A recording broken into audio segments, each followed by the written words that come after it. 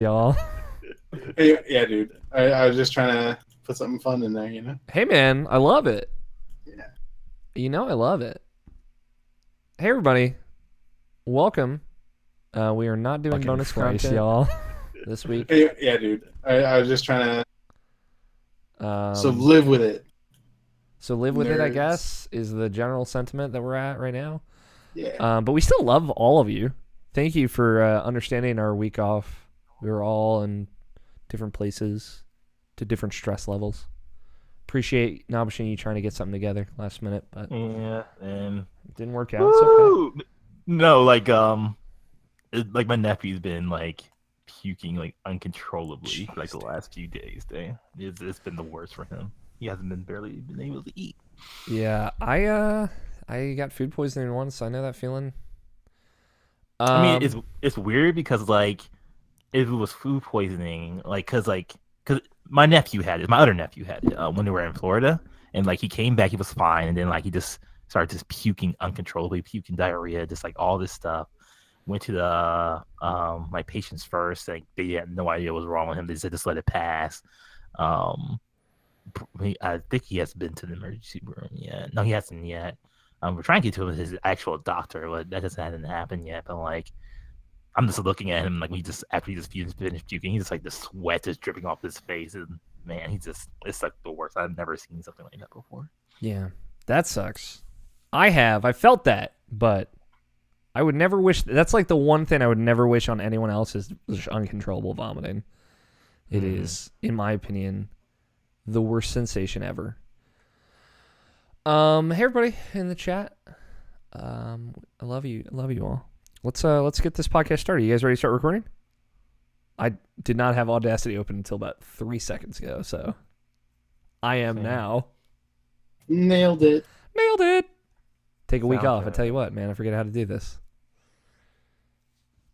I'll take that as a yes. Everyone is ready to start recording. All right, I'm going to do the countdown. 5, 4, 3, 2, 1. We're good. Okay. I wanted to make a firm from Scott, and we were good. Tonight's show, as heads up, people watching might be a little bit expedited. We all got schedules to do. Hopefully, it'll be a good time. I think it will be. I think it'll be a good show.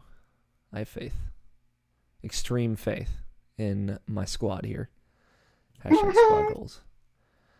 All right.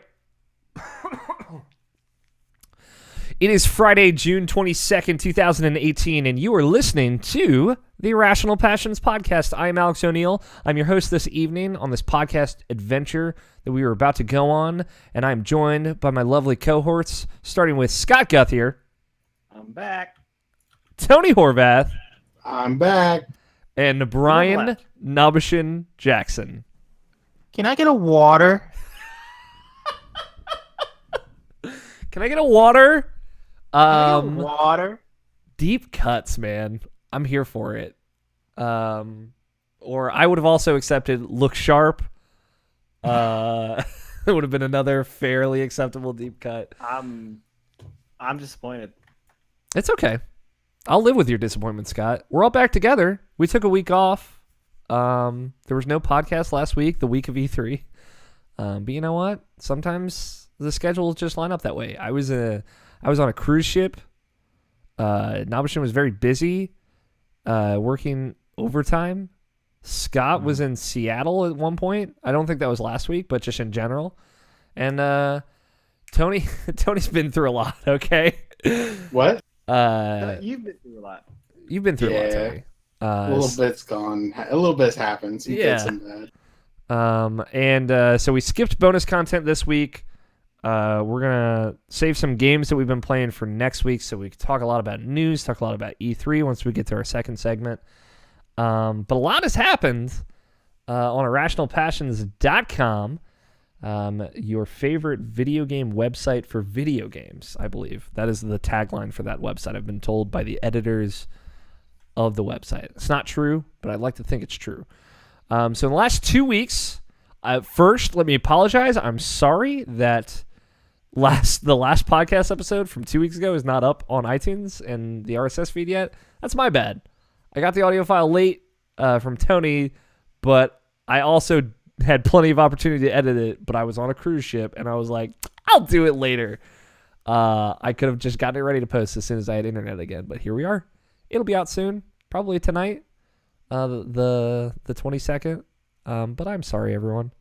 Ooh, that's gonna be a weird postmortem. It's gonna be a weird. Luckily, we specifically did not talk a lot about E3 that episode, but which was my goal. We skipped news altogether, as far as I remember, except for the Destiny stuff. But that stuff's still relevant. So here's the stuff that's been up on the website. First, Logan Wilkinson and I sat down and we did a 40-plus minute play-by-play of The Last of Us Part 2 gameplay from E3 2018. It is a very fun video. We had a lot of fun doing it. If you have ever watched the old school IGN Rewind theaters, that was our model for that show, and I think it went really well. I don't know if you watched it in option, but I think it came out pretty great. And I wrote up an opinion piece about Tales of Vesperia. We will get there, y'all, because I got some feelings. But it was just about how great that game is. New episode of Inputs. 2 episodes are up. Well, I guess 1 episode because their episode from this week actually got lost. Unfortunately, it's our first lost episode. I'm very proud of them. They got to 47 before they lost an episode, and I think that's pretty impressive. Mike Burgess, our video producer, launched a new video series called Game in Progress. Basically, he's going to take some time to check in with some games that have had major updates, expansions, new things added.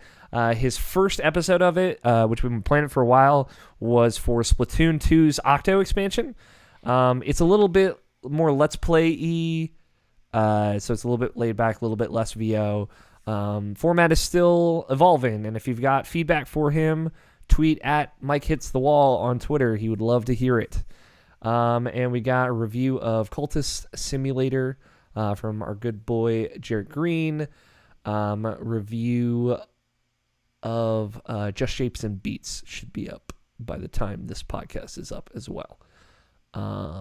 Full disclosure, PR rep for that game is a friend of the show, Genevieve Saint-Onge Miller. So go check that out. Scott White is reviewing that. That's it. I think got some stuff in the pipeline. We got a lot of stuff coming up for July. PAX West is coming. We have a lot planned, so be excited. Obviously, we weren't at E3, so there wasn't like a lot of E3 coverage from us, but we did have a couple of things go up. So I hope folks out there like that. Let's get into the games. I know not all of you have a lot of games to talk about. I know, Tony, you've been playing League of Legends. Mm-hmm. Any update for League of Legends for our listeners? I own every champion in the game now. Wow. Was there money involved with this? Yeah. Do you feel comfortable telling me how much money that was? It wasn't a lot. Like every couple days, they make a bunch of champions half off. Okay. And that ends up being like $250 or whatever. So I just bought like over time. How many champions is that? Can you tell 130 me? something. Jesus Christ.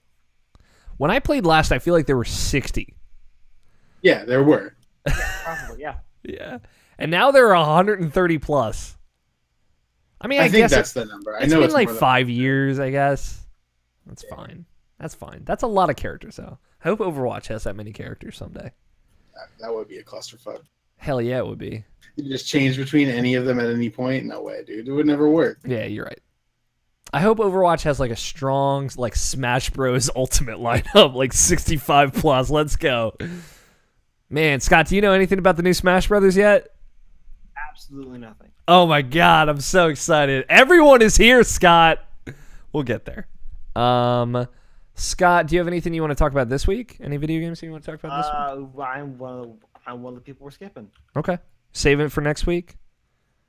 That's fine. What about you, Nabashin? What you got?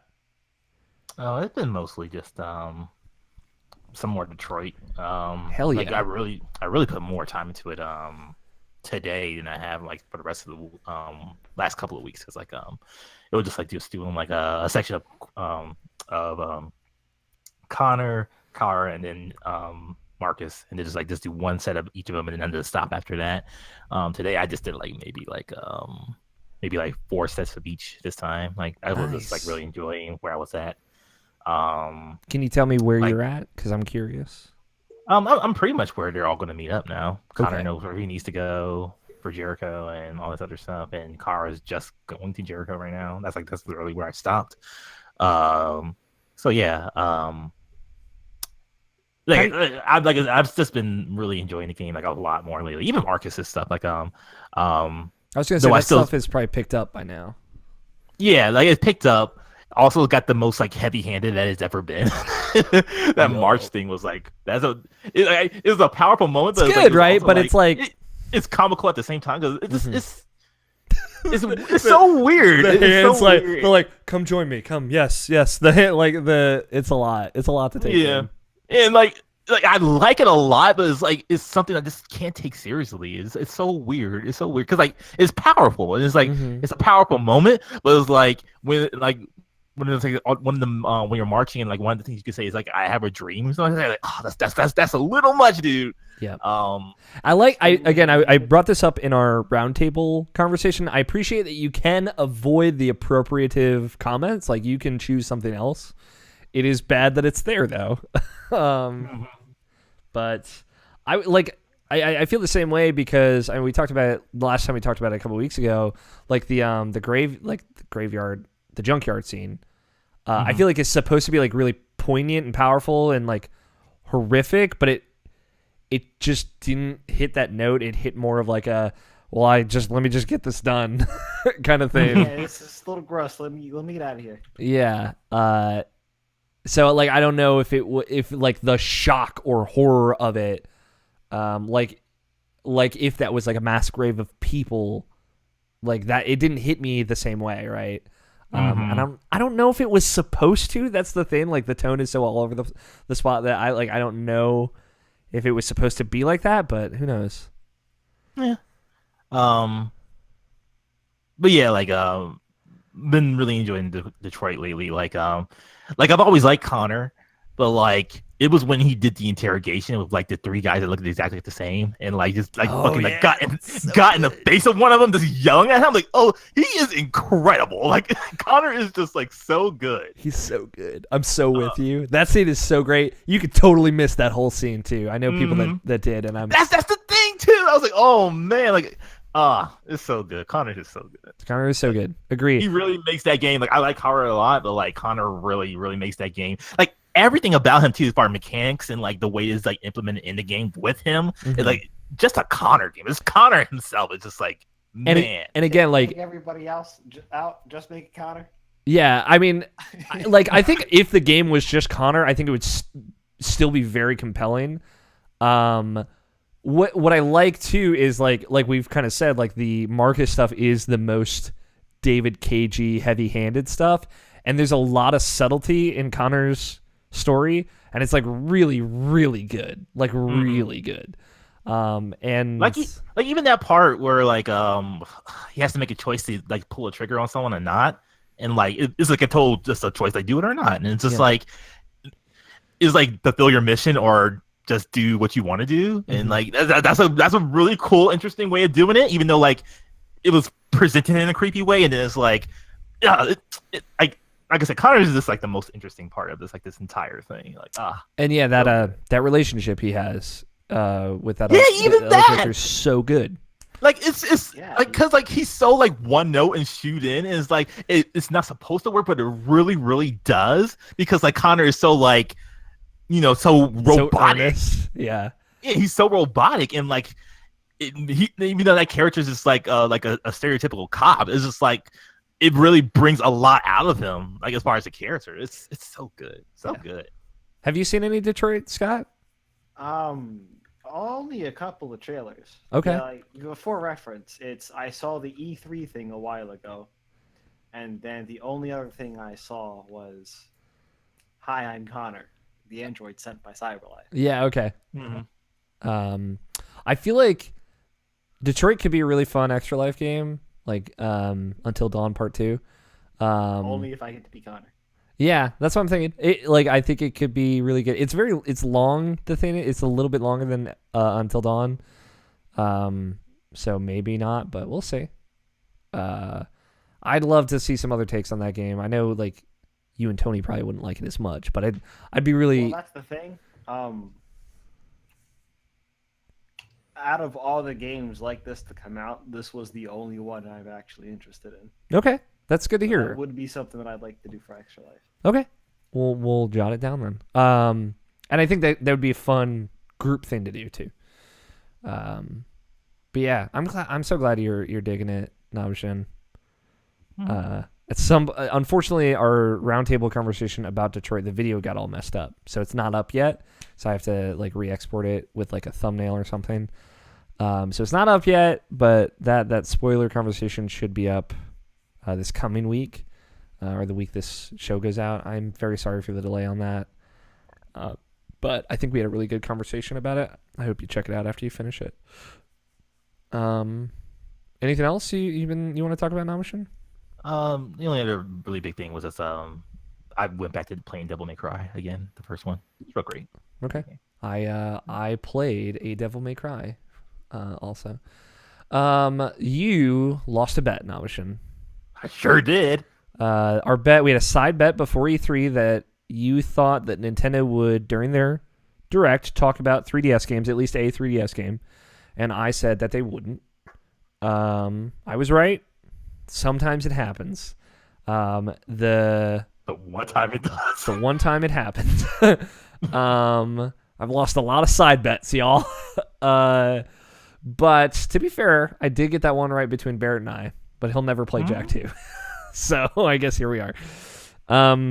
So to pay off the terms were that you would have to play multiplayer games for one night. That was last night. How'd it go? What'd you play? I touched a lot of stuff. I started between like 6 p.m. and like midnight. So like that was like my range. So that's like a 6-hour play session. So like I put it out there. I was like, hey, if you want to play, just let me know. I got a couple of people who replied back to me, and like then I got back to them, and we actually did play some games. But like I just went around to like pretty much everything. Like more Dragon Ball FighterZ, some couple fighting games, and like then I went back to Overwatch. Finally got to level 25 after so proud 2 of you, or man. 3 years or whatever how long it's been. It's 2 years. It's fine. Don't worry about it. Yeah. But yeah, finally got to that point, so I could play competitively now. But like as soon as I got to that point, I was like, that was my milestone. I was like, all right, that's great. And then I moved on to other stuff. God, what else stuff? More Splatoon, Splatoon 2. I haven't played that game in a while, and that game was still real great playing that game. Trying out Uncharted 4's multiplayer for the first time ever. What'd you think? It was fine. It's kind of like my issue with Uncharted 3's multiplayer, which I did like too. But like, the reason why I really enjoyed Uncharted 2's multiplayer was like, that was the game I was like really into. That was like one of the few multiplayer games like I really just like sunk my teeth into. Because like that one was just simple and arcadey, and like I just really enjoyed it. This one has like a little too many systems into it that like not that I don't like it or something like that, but it's just just a little too much. So like I didn't get too deep into it, but like I played a couple of rounds and enjoyed it for what I played. They have a lot of modes in there. I just mostly just stuck to deathmatch and like I think classic mode. I wanted to do survival, but like I would have played it like if someone else wanted to play it, but like he never got around to it, so I just didn't. Other than that, I tried downloading Fortnite just to see if anyone wanted to buy on that, but like I never got around to playing that, so I'll just delete that now. Gone forever now. Pretty much. But then it was around that time where like Quentin got a hold of me. And like he was like, "Do you want to play the Rocket League?" And I'm like, "I have it downloaded, so I guess so." And we played that for like maybe like almost 2 hours or something like that. Nice. I really enjoyed that actually. That was super fun. That was like, and that was the first game that I actually had played with somebody else too. So like, because since I never do this, I didn't know how the invite works and all that other stuff. So like, Did you voice chat? we went through Discord to do that. Okay. And so I didn't enjoy that. And then like when I was playing that, Griffin popped up and said like, "Hey, I want to play games with you." I'm like, "Okay," and like he wanted to play Rocket League with us.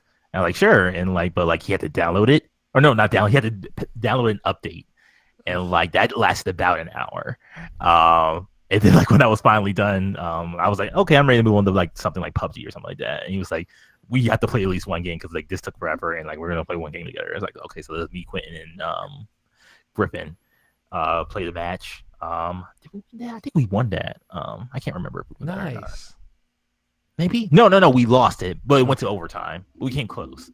But yeah, that was like super fun. 3v3, I assume. Yeah, 3v3. Nice.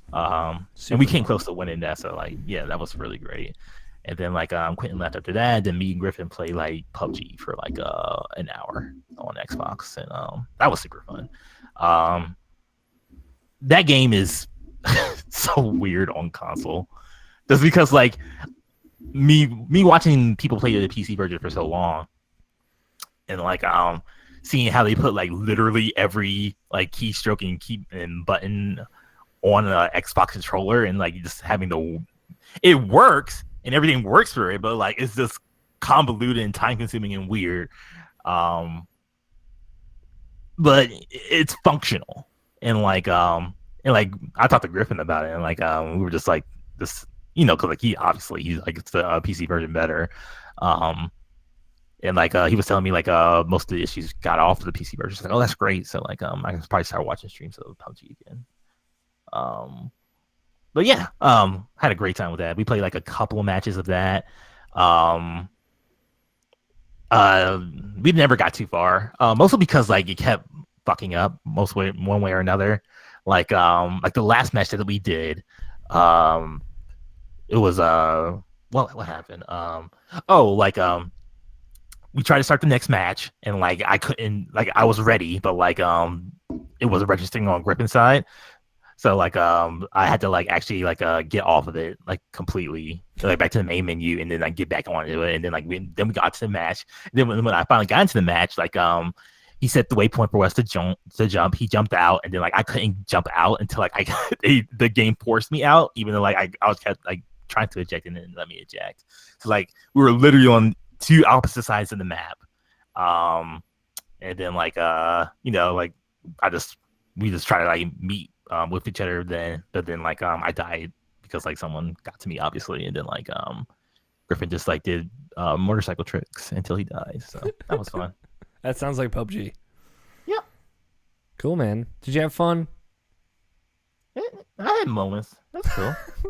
Would you ever do it again? Like doing that session, that 6 hours, like really showed that like why I don't really like playing multiplayer games, because like like I was playing like I was playing Splatoon, and then like I was in the middle of matches and stuff like that, and then like I just hear my nephew in the other room just going yeah. so hard, and I needed to check on him, but I was like, oh, I can't pause this game. I can't like walk away from it for a while because like I'll lose a match or whatever. So like I'm like, are you okay? Are you okay? Are you okay? And like as soon as the match was over, then like I went over there and checked on him, and I was like, oh, I hate that. I hate like having something that's like I just can't walk away from. To something, yeah. Could just pop the switch out and just like standing above him in the bathroom, like, hey, is everything all right?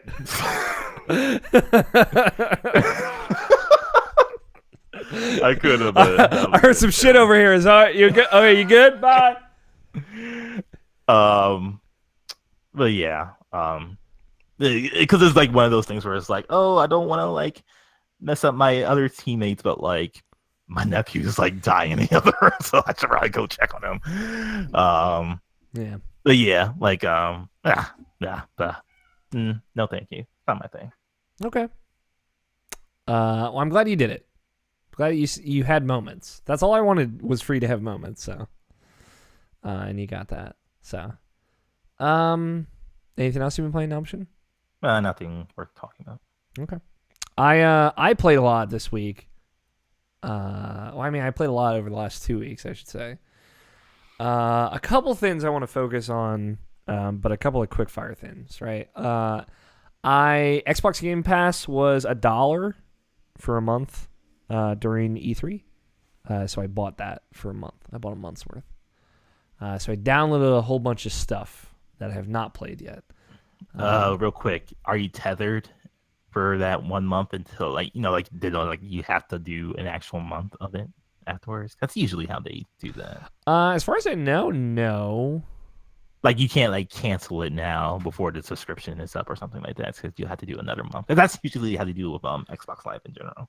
I didn't see anything that seemed to make it out that I couldn't cancel anytime.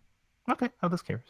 I'm not positive because you have to cancel it through Xbox.com. You can't do it from the system, which is how they get you. But I've done it before because I did the free trial and canceled it after that.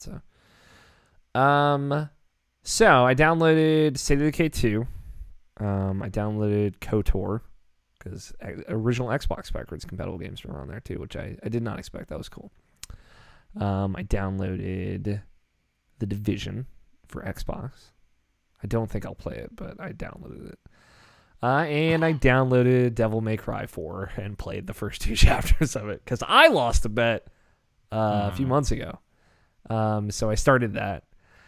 I would say, like, now that I've played and appreciated DMC, which is still better, in my opinion. As my cat whines in the background somewhere. Hopefully people can't hear that. I get it a little bit more, especially after seeing the Devil May Cry 5 trailer from E3. I get it a little bit more. Like, there's this choreographed fight in a cutscene between Dante and Nero at the beginning of that game that's very good, right? I appreciate it. Where I'm sure 10 years ago when I played it, I was like, this is dumb. But I don't know. I would say like the game feels better than I remember it feeling. It looks better than I remember it feeling. Also, the weird thing about so it's like the definitive edition of DMC4. Like it plays like the opening trailer, and there's like 20 campaigns in that game. And if you look at the startup menu, it's like play this campaign, play this campaign, play this campaign, or play this campaign. And it's like there's a lot going on. And it doesn't say play the original Devil May Cry 4 campaign. It says play the Nero Dante campaign. So it's like weird wording, and it says plays Virgil, plays Lady / Trish, and I think there's a fourth one. There might not be a fourth one. I don't know. There's at least 3. So there's just a lot going on in that opening cinematic. There's a lot of stuff. Nothing says start game. It just says play Dante / Nero. It's like, this is bad. But besides the point, I'm curious to play through that game again. It is on Xbox Game Pass. It's 20 chapters, right? 10 for Nero, 10 for Dante. I believe that's right. I believe so. But yeah, it was interesting because so for Scott and Tony, Devil May Cry 5 was announced, sequel to Devil May Cry 4, and it shows Nero. It is highlighting Nero more so than it's highlighting Dante, who's only at the very end of the trailer. And then there's like a third playable character as well, which we haven't seen any yet except for a silhouette. Who do you think that character is, Nobshin? Is it Virgil?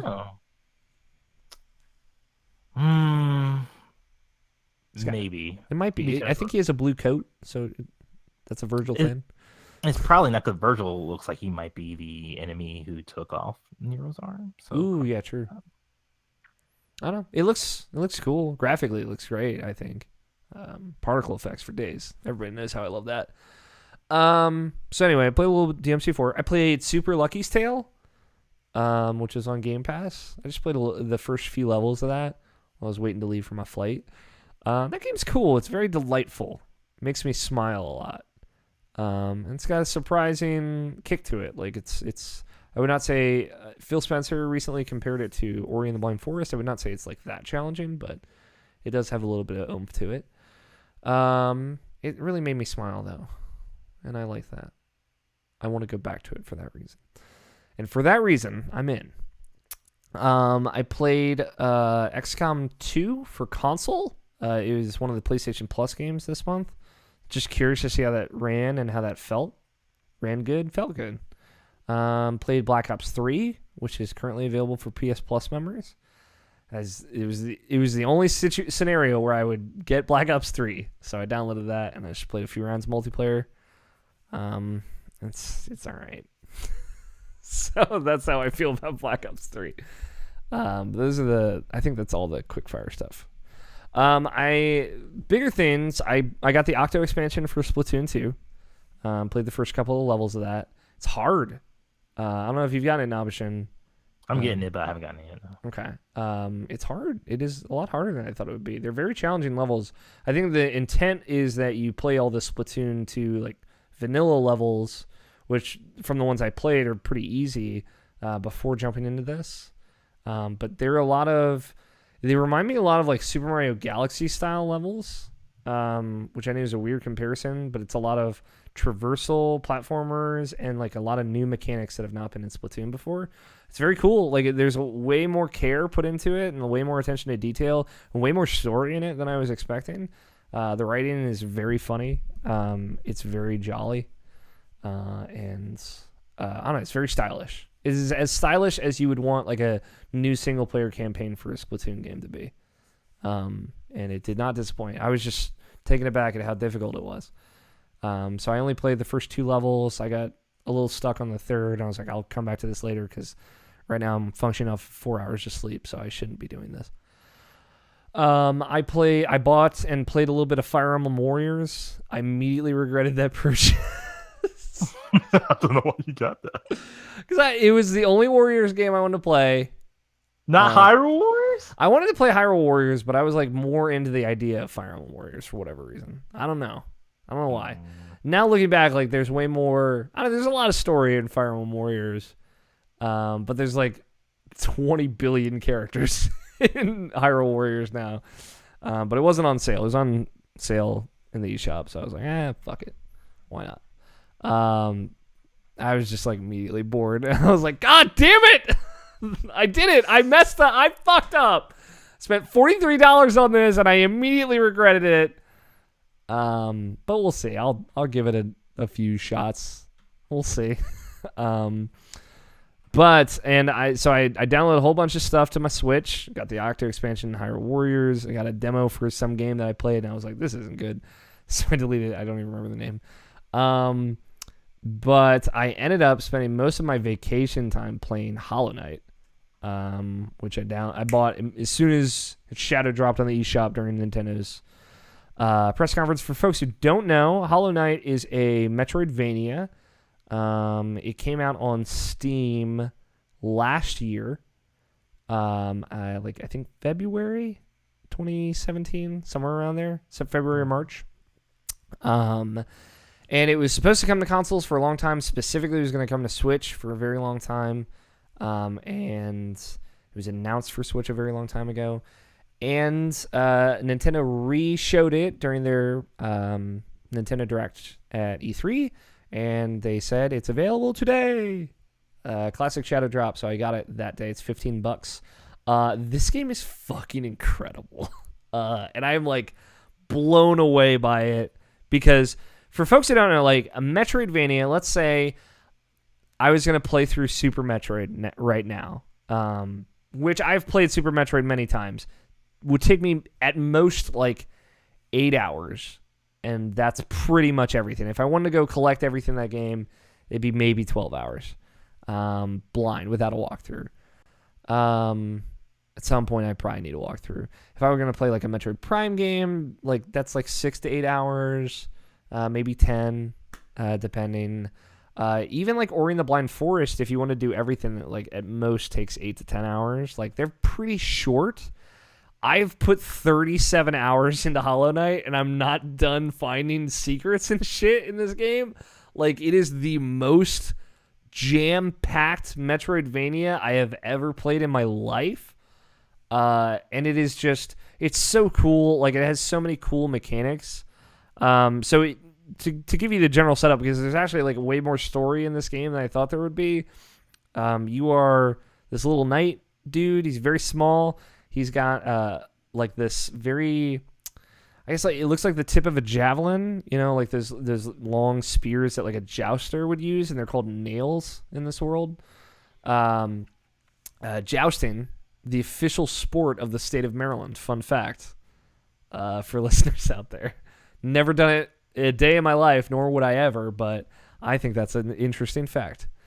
So take that home with you. Basically, it's a melee-based exploration game, right? You go into, like, you come across this village, learn a little bit about the land, and then you go into the Hollow Nest, is what it's called. It is like these underground ruins of a society that lived not too long ago, but has fallen to ruin because of this infection that drives people crazy. I'm going to try and not compare it to some particular video games that the hosts on this podcast like a lot, but there are a lot of comparisons there, not just in how it plays, but also the story. But like I said, I'm going to try and be careful with my words here. It's very cool in that, so, you start with 5 points of health, and you have like this mana called Focus, or I guess Focus is the ability. It's called Soul. It's a mana pool that builds if you strike an enemy, you get a little bit of soul. So the first major mechanic of it is like, you can melee an enemy, and then if you hold the magic button, you focus and you recover 1 health by using like a third of your total soul. So you can basically, like, it has this healing mechanic built into it. And that's like, I've never really seen anything like that. I think Ori and the Blind Forest has a mechanic very, very similar, but even that is a little bit different. And so like a lot of the combat is, standard like melee combat of like attack, dash away, or move away, attack. If you take hits, you try and get some distance, and then focus to heal yourself. So it is kind of a twist on a lot of like similar exploratory healing mechanics. You're not getting health from dead enemies, but you're getting soul from hitting enemies, things like that. And from there, it plays out like a Metroidvania. You get to a place, I can't access this, I can't beat this guy, I can't jump this high yet. And you slowly accrue new abilities to let you access new areas. What I like is similar to Ori. I think Ori is like the closest comparison. It is the best Metroidvania I've played since Ori. I don't think it's quite as good as that because Ori's abilities and the just incredible look of that game still give it a little bit of an edge, even if it's a lot shorter, a lot less dense. But I still feel that like Ori awoke something in me that wasn't there before. But Hollow Knight is very, very close in my heart. And so the abilities that you get throughout the exploration, throughout that adventure, are very cool, very different. Even like they managed to implement things like a wall grab, so you can wall jump, and like even the double jump is like you don't get that until very, very late in the game. At least in my playthrough, I think you can get some things out of order, but they challenge you to not depend on those abilities for a very long time.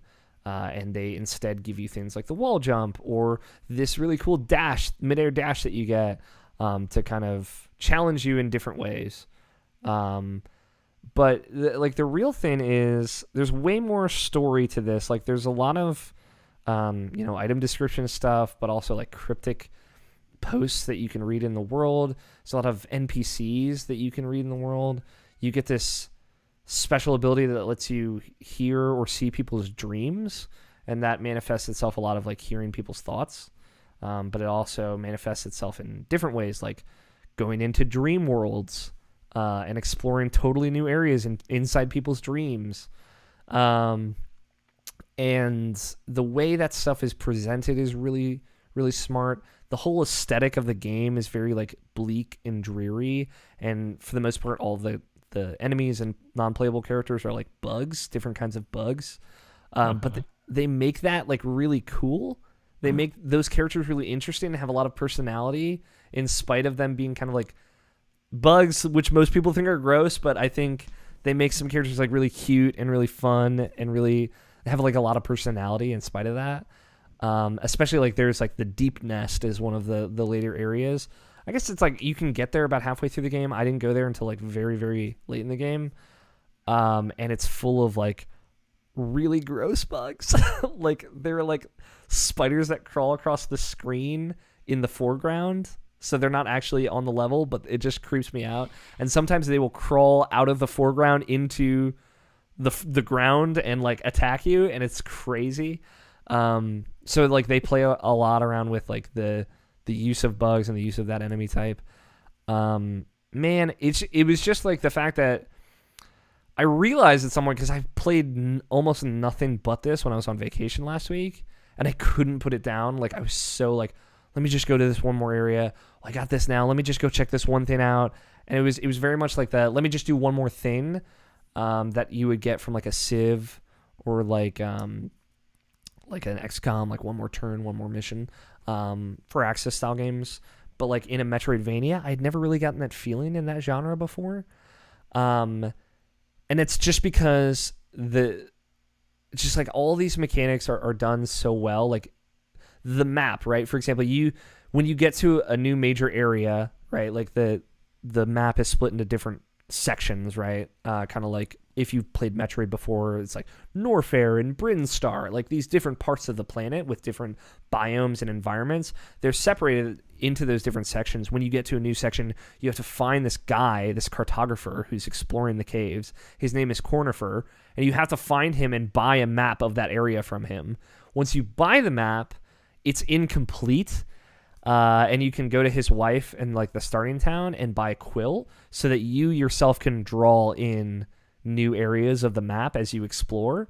So you're exploring and you go into a whole new area, and it's like a blank area until you get to a resting point, which are these benches spaced throughout the area. It's where you can rest. It's where it saves. It regains your health and stuff like that. But once you rest there, you use the quill to update your map and draw all the areas that you have explored and add it to the map. So it's just like, man, that's a really great twist on the Metroidvania map. Like, it's not autofilling as I explore. I have to like do a thing to add to the map. And like when you are walking around the world, to open up the map, you hold L1 and your little guy pulls out his map and looks down at it, and it covers the screen, and shit's still happening on the screen. It's like, man, that's so cool.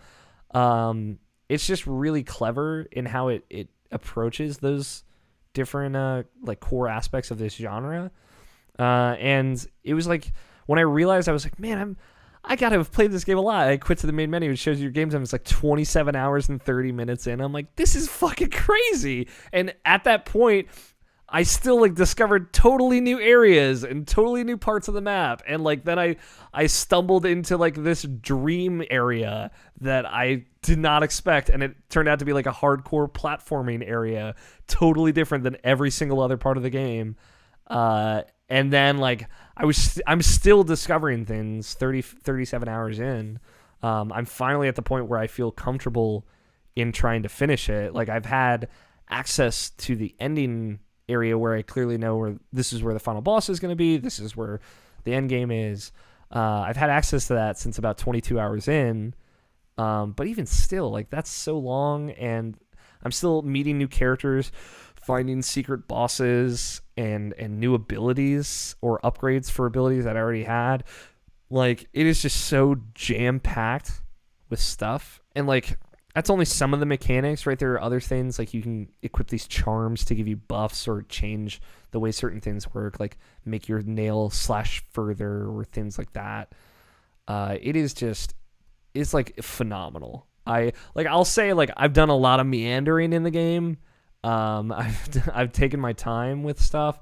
And I've definitely like spent a lot of extra time exploring, but even still, like if I was better at this game, because it's very difficult in some sections, I would still probably be like 20 plus hours into it.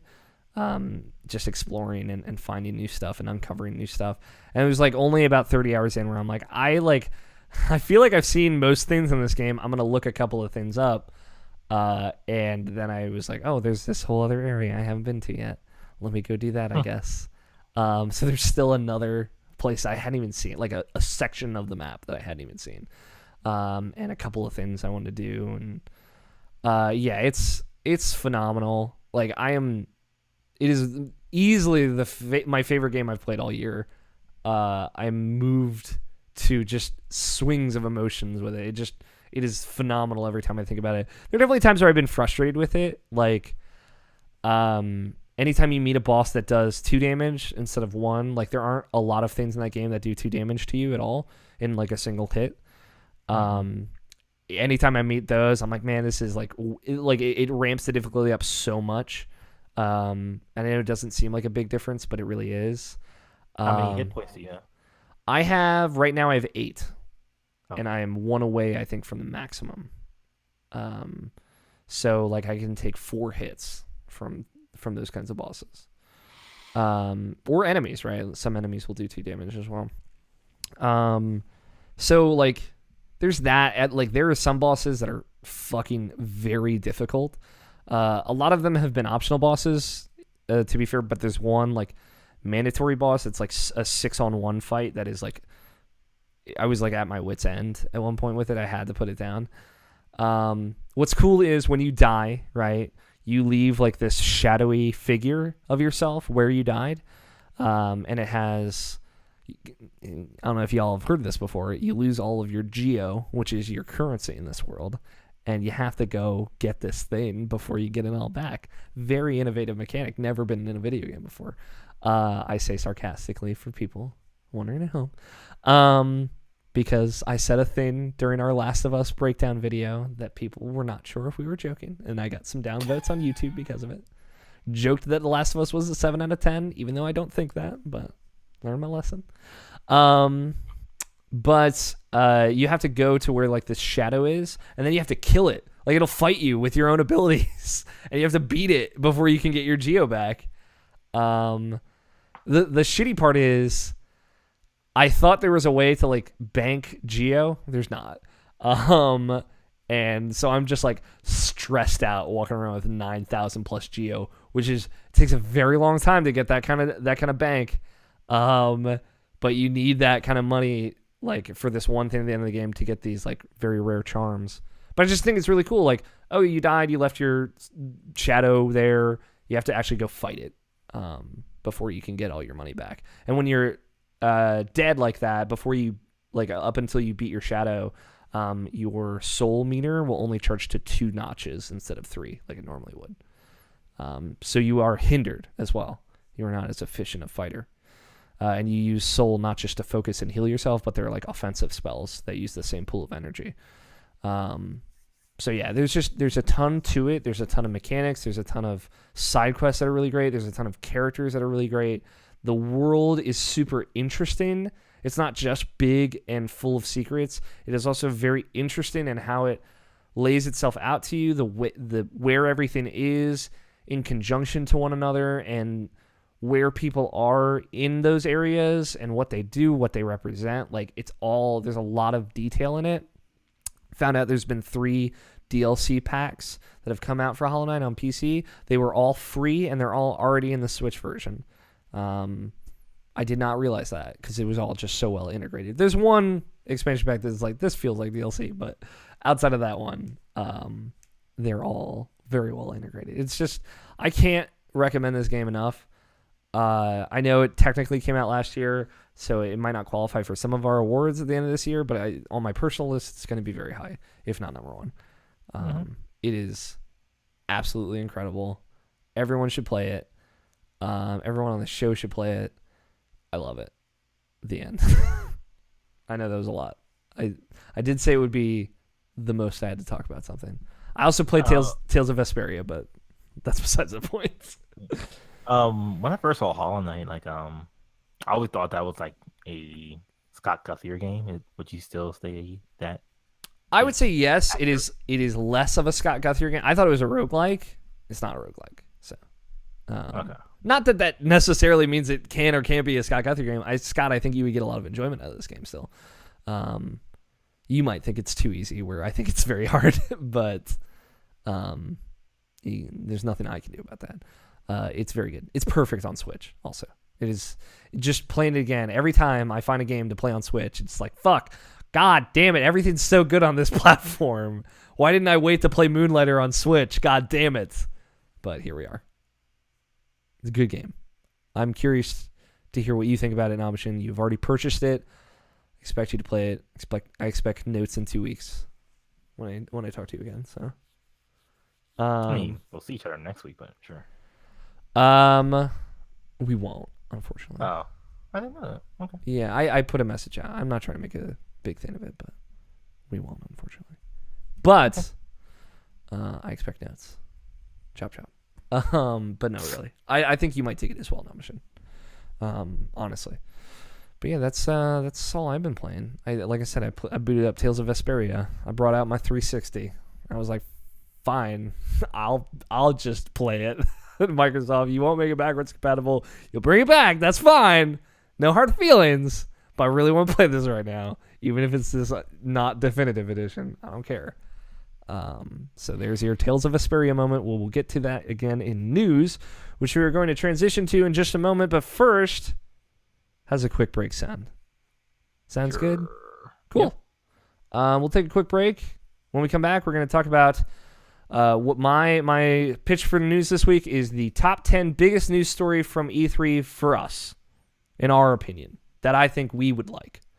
All of us, the four of us. So keep that in mind. That is the news for this week, and we will be back with it in just a little bit. Choo choo choo. We'll be back in a little bit, guys. Hang tight.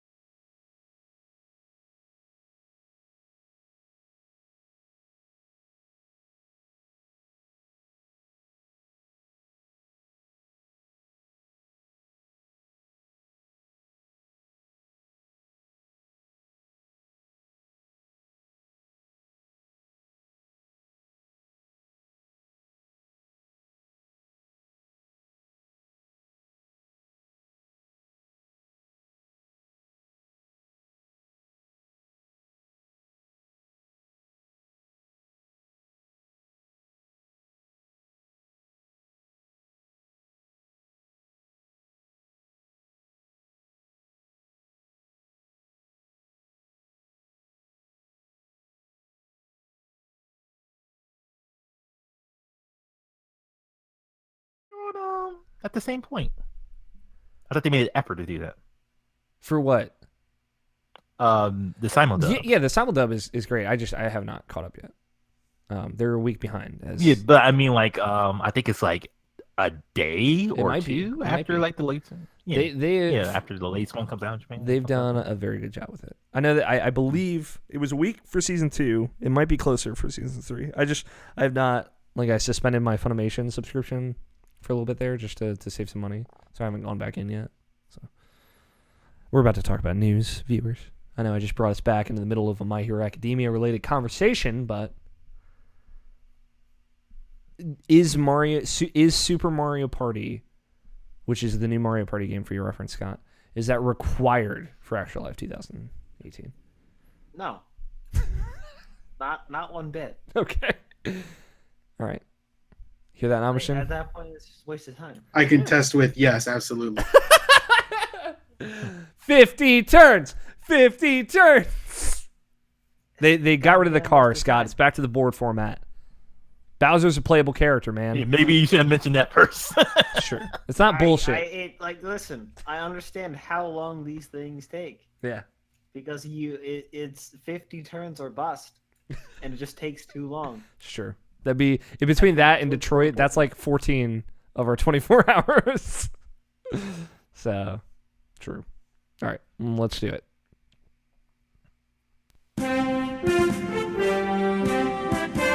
News in gaming. You guys want to talk about some news?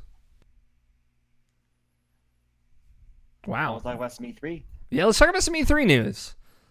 I've assembled, in my opinion, and this is a Nabishin approved list, the 10 most important stories to the members of this podcast from E3. And I did not put them in any particular order. I just consider these the 10 most important stories. We could determine a most important order. I don't think it's worth it. Let's get into it. I'm gonna get the Tony doesn't give a shit news out of the way first, so way he can be engaged in the conversation from that point on. Fuck Kingdom Hearts. Kingdom Hearts 3 I know, Scott, you are now media blackout on the game, so I won't necessarily get into too many details here. But Kingdom Hearts 3 had 3 distinct trailers during E3. During the E3 press conferences. Like, Were they fantastic? they were fantastic. That last trailer, Namish and I haven't even talked about it yet. It's fucking buck wild. The first 2 were pretty similar. The third one was completely different. But they were all 3 different trailers. So, the first one played during Microsoft's press conference. It was the first time it was ever shown during a Microsoft press conference, obviously, Scott, and it's also the first time it'll be on an Xbox platformer. The second one was... what's that? What did you say? 1 second. Oh, yeah? No, I guess I can wait. Never mind. Sorry. Okay, you're good. The second one was shown during Square Enix's little briefing. Very much a continuation of that trailer, but with a bunch of new stuff in it. And then the third one was shown during Sony's press conference. So Kingdom Hearts was just a little bit of everywhere, you know? Just, you can't get enough of this. They were all great.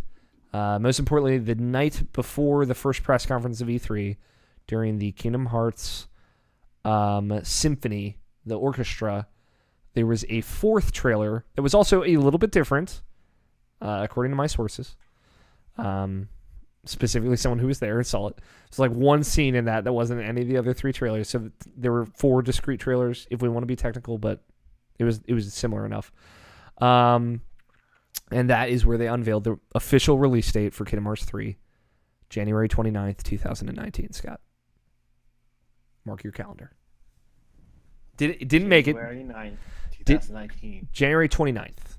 Ha. It didn't make it. I was wrong. Ah. I was wrong. I'll own up to that. I was out there on podcasts too. Like, I was on a couple of shows leading up to E3, and I was like, it's fucking happening, y'all. And to be fair, it's very close. It's very close, but at the same time, It's funny. Huh? And it's a good date. Like, the trouble is, like, I did not pull Resident Evil 2 as one of my stories here. Resident Evil 2 Remake was officially unveiled. And that the release date for that is January 25th. So those games come out in the same week. Or at least 4 days apart. So that's a bummer. But Nomura did some really great interviews at E3 talking about Kingdom Hearts 3. It sounds like, they didn't say outright, it sounds like they were going to do a December release date. And they decided against it. And decided to push it to January so it could release alongside the Japanese release, which comes out January 25th, I believe. So, which is fine. You know, it's cool. What was cool about these trailers also, Scott, all English VO. So, all hearing that beautiful Haley Joel Osment voice. It just means that it's ready. It's ready, man. It fucking looks It could good. have happened this August, but they said no. Nah, they were like, nah. I probably could have happened this August. Nomura was out there like saying, we're still finishing the cutscenes in the Big Hero 6 world. I'm like, all right, get it together, bud. I really need this. Nabishin, just give me some feelings from that third trailer. I'll give you, like, in what world where people think it's okay to do like fucking 3 trailers at 3 separate conferences, like that was the thing that just blew me away, because it's like, oh, I have all my emotions and everything that's come out in It's Kingdom Hearts 3.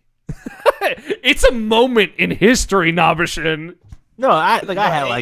They played to the number very well. Yeah, they did. That is true. Like, I had my moment in the Microsoft conference. It was awesome. It was special. It helped make that conference so amazing for me. So, like, that was great. Then they did it again at the Square Enix conference. It's like, oh, wow, this is similar. Okay, oh, there's a little bit of new stuff. Okay. And it's like, huh, that's really, really weird. And then they did it again at the Sony conference. But it, like, starts differently. It's totally different. There's no, like, reused stuff. And you're like, what the fuck is happening right now? And they just did the same thing again. It's like because it's like it's a dumb thing that's like it reaffirms everything that I like about that series so much in so many ways. And man, I'm gonna after we finish recording, there's a GameSpot interview with Nomura. I got a link here to Nabishin. It's very, very good. It's the best interview I've seen of his at E3. Somebody asked him, what does Kingdom Hearts mean to you? And his answer is phenomenal. So and he also, like, somebody asked him about like how's it feel, like, with the expectations from the fans, and his response was basically like the fans have so much love for this series, and it reinforces us, the development team's love for it, so we're just pouring that much more love into this game. And he specifically, like, said the word love, and I'm like, man, that just makes me feel fucking good. And also, it feels like it. So it does, and like, in the right way too, I feel. Like I've had my worries about that game. The only worries because of how Final Fantasy 15 turned out. Yeah. For me, like in a general sense, like it just seemed like what was leading up to what it is and what it actually came out about like 2 separate things, more or less. Now I'm kind of exaggerating there, and I'm not giving that game as much credit as it is, because it's a great game regardless. But like this does feel like it's done, and it does feel like it's just like they're just like taking their time to still like polish it up before it's ready. That's what it feels like, and that feels great. It's a great feeling that it feels like I said, they're taking their time with it and they're releasing it when it's ready. Like, if they want to delay it again, fine. I would be more than happy with it as long as it's ready, as long as it's a finished honestly, game. like, just get out of it. That's the first 3 months of next year are buck wild. So, like, maybe give it. Because I'd like to play some of those other games, really. It's not a matter of, like, I'll make fucking time for Kingdom Hearts 3. But I'd like to play, like, Resident Evil 2 and other stuff. But yeah, Kingdom Hearts 3 looks phenomenal. Scott, they showed, like, new mechanics in those trailers. I don't even want to spoil them for you, as you've committed to not seeing anything about the game. But they are buck wild. Especially that third trailer. Holy shit. So, yeah. That game's going to be great. Fuck the haters. Tony, you can come back now. We're done talking about Kingdom Hearts 3. Fuck Kingdom Hearts. Hey, fuck you. Hey, fuck you. Another big story because Scott doesn't even know. Super Smash Brothers was unveiled. The new Super Smash Brothers. It is a new game. It is not a port of the Wii U version, though apparently it is based on technology from that version of the game. It is called Super Smash Brothers Ultimate, Scott. And the tagline for this game is "Everyone is here." What does that mean to you, Scott? It means that if it's a Nintendo character, it's probably playable. Not necessarily. It is everyone from the history of Smash Brothers is in this game. Who does that include? Fucking Solid Snake. You know that boy's there. Pichu from Super Smash Brothers Melee? The guy that hurts himself every time he does an electric attack? That motherfucker's in this game. Young Link, Toon Link, and Breath of the Wild Link. We got all the links, buddy. Everyone is here, Scott. Everyone. But hold on. They needed Twilight Princess Link. No Twilight Princess Link. They kind of did. He's out. He's not here. But yeah, Dark Pit, Dr. Mario, all the hitters, all the club bangers. Pokemon Trainer is back. Squirtle, Ivysaur, and Charizard, all there, present, accounted for.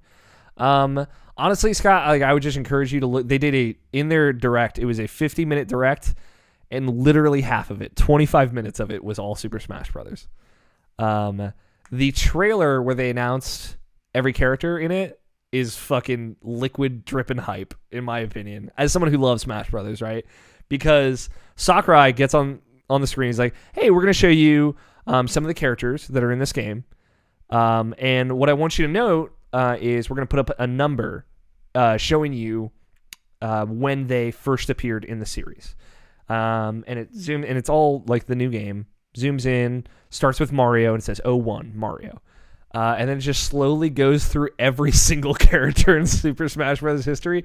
And like not until about halfway through, the Solid Snake show up, and then it pops up this big text on the screen that says everybody is here, or everyone is here. And it's a great trailer. Inkling is the new character, one of the new characters from Splatoon. Looked very cool.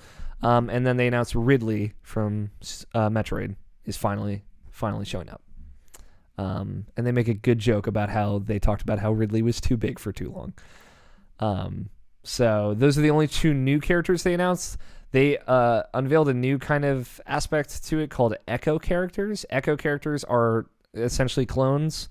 So Lucina is an Echo character of Marth, and Dark Pit is an Echo character of Pit.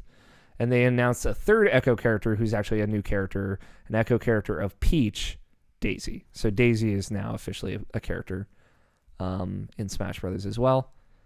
And Waluigi is still an assist trophy where he belongs. So just want to throw that out there. It was a very good trailer. They spent a lot of time going over, like, they made changes to like pretty much every character, it feels like. Some characters maybe not, like Pikachu seems generally the same.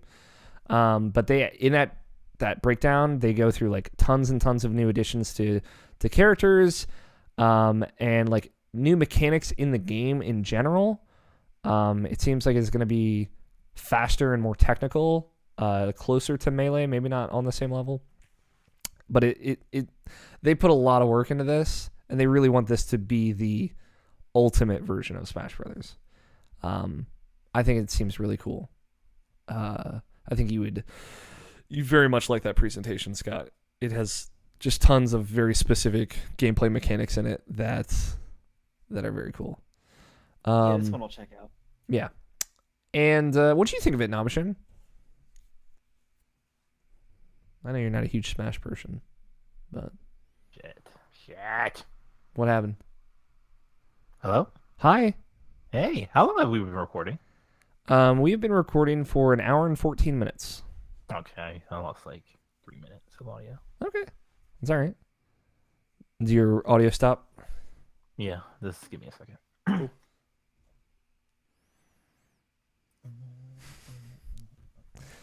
Never send the message, the tweet, sex to sex. Plank fan will find you and tweet at you. Butt to Dorcas, I believe is what he said. Yep. I don't even know what that means. Bam, bam, bam, bam. You ready now, Mission? Just starting up a new Odyssey. What do you see? A new Super Mario Odyssey. Ready when you are. Cool. 5, 4, 3, 2, 1.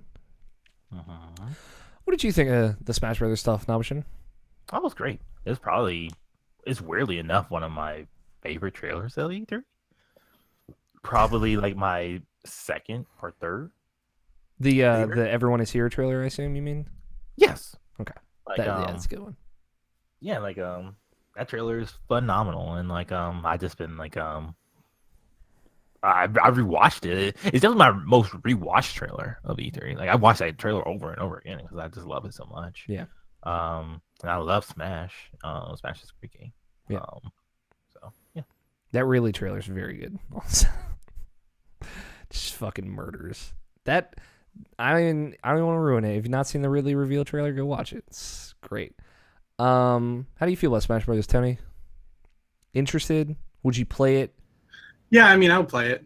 As long as I get to, smash with my Waluigi. Nah, dude. He's out. I'm out. Everyone is here but Waluigi. Yeah. That's what it should have said. Yeah, man. I mean, I'm down. Like, I'll play if there are people to play with. Mm-hmm. But I'm not like a solo smasher.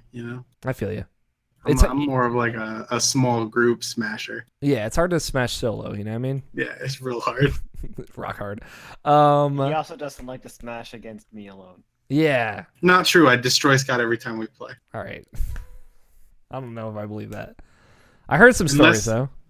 Unless he plays Ganondorf, and then I have to play Ganondorf, and then it just becomes terrible. Ganondorf got some changes, Scott.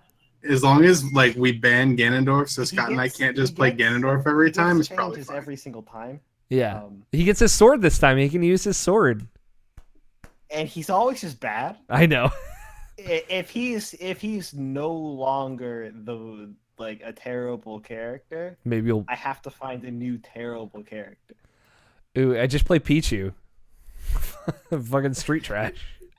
I feel like they could have brought everyone back but Pichu, and I don't think anyone would have been upset if we're being perfectly honest. The reason Pichu is bad is because Pikachu's kind of the same but just better. But doesn't hurt himself when he attacks. Right. So it's if you can very, very easily outplay somebody, and who cares about the damage you do to yourself? True. So it doesn't fall into the same thing. Yeah, you're right. Ganondorf gets in the way of himself. True of life. So doing anything on Ganondorf is a massive risk. Yeah. His that's why it's fun to play. His appearance is based on Ocarina of Time. Link's appearance is based on Breath of the Wild, and one of his bomb ability changed to accompany that. Zelda's appearance is actually based on her A Link Between Worlds appearance, and Ganondorf is based on Ocarina of Time. So I like that they're all kind of different iterations of those characters. So, yeah, that's coming out December 7th, I believe, was the date they gave that. That has me a little worried. I feel like they're probably going to push that. My feeling, because Super Smash Bros. Brawl had a release date of December 3rd for a very long time and then got delayed till March. So I've been burned before. Sonic, baby. It's true. Let's see. Next story that we can talk about pretty briefly. Cyberpunk 2077 was unveiled at Microsoft's press conference. There was not a public gameplay demo, but there was a 50 minutes gameplay trailer or gameplay demonstration behind closed doors. And most people that I seem to like and respect came out of that demonstration pretty blown away. Seems very good. It's hard to kind of encapsulate what that trailer was doing. Is very much, here is an in-game introduction to the world of this game. So like rendered in-game, rendered in-engine.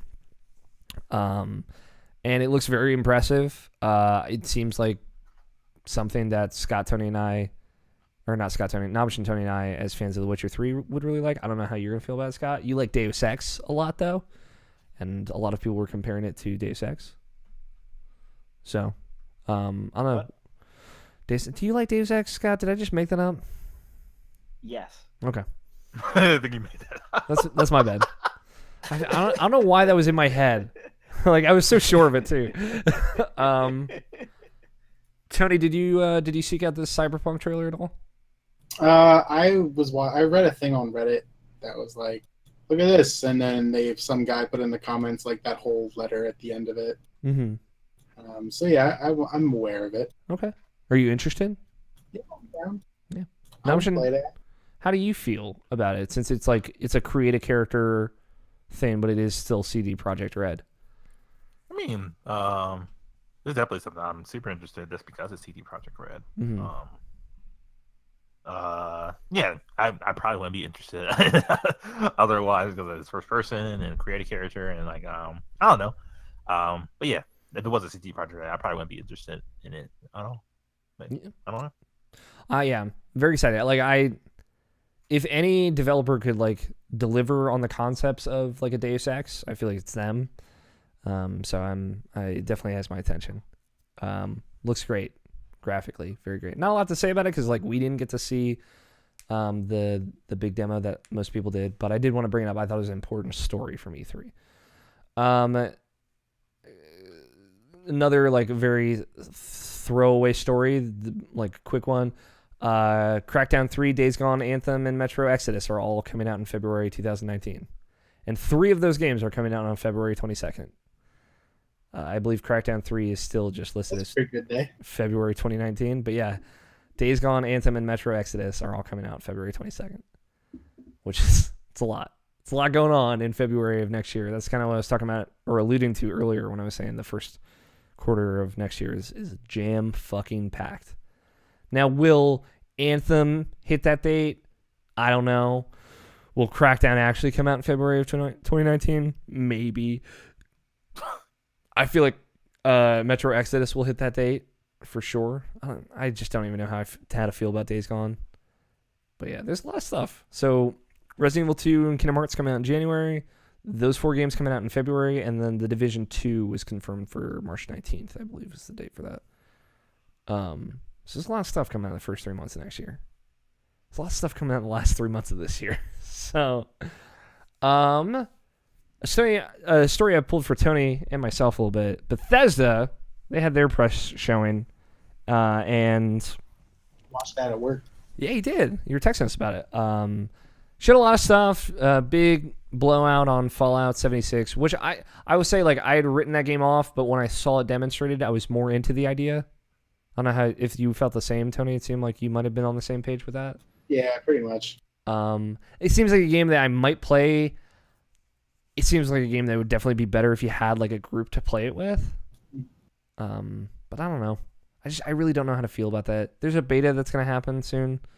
So maybe I'll try that out. But Bethesda did something they don't normally do at their showings. Typically, they're very keen to show games coming out within the next 12 months during their press conferences. But they announced games that they purported to be far away.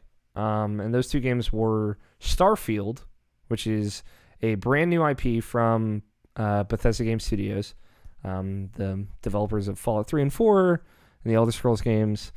Rumors of Starfield have been about for a while. Sounds kind of like a No Man's Sky-esque game where you were flying from planet to planet or space station to space station, only each planet is like hand constructed and has stories like you would want from Bethesda Studios game.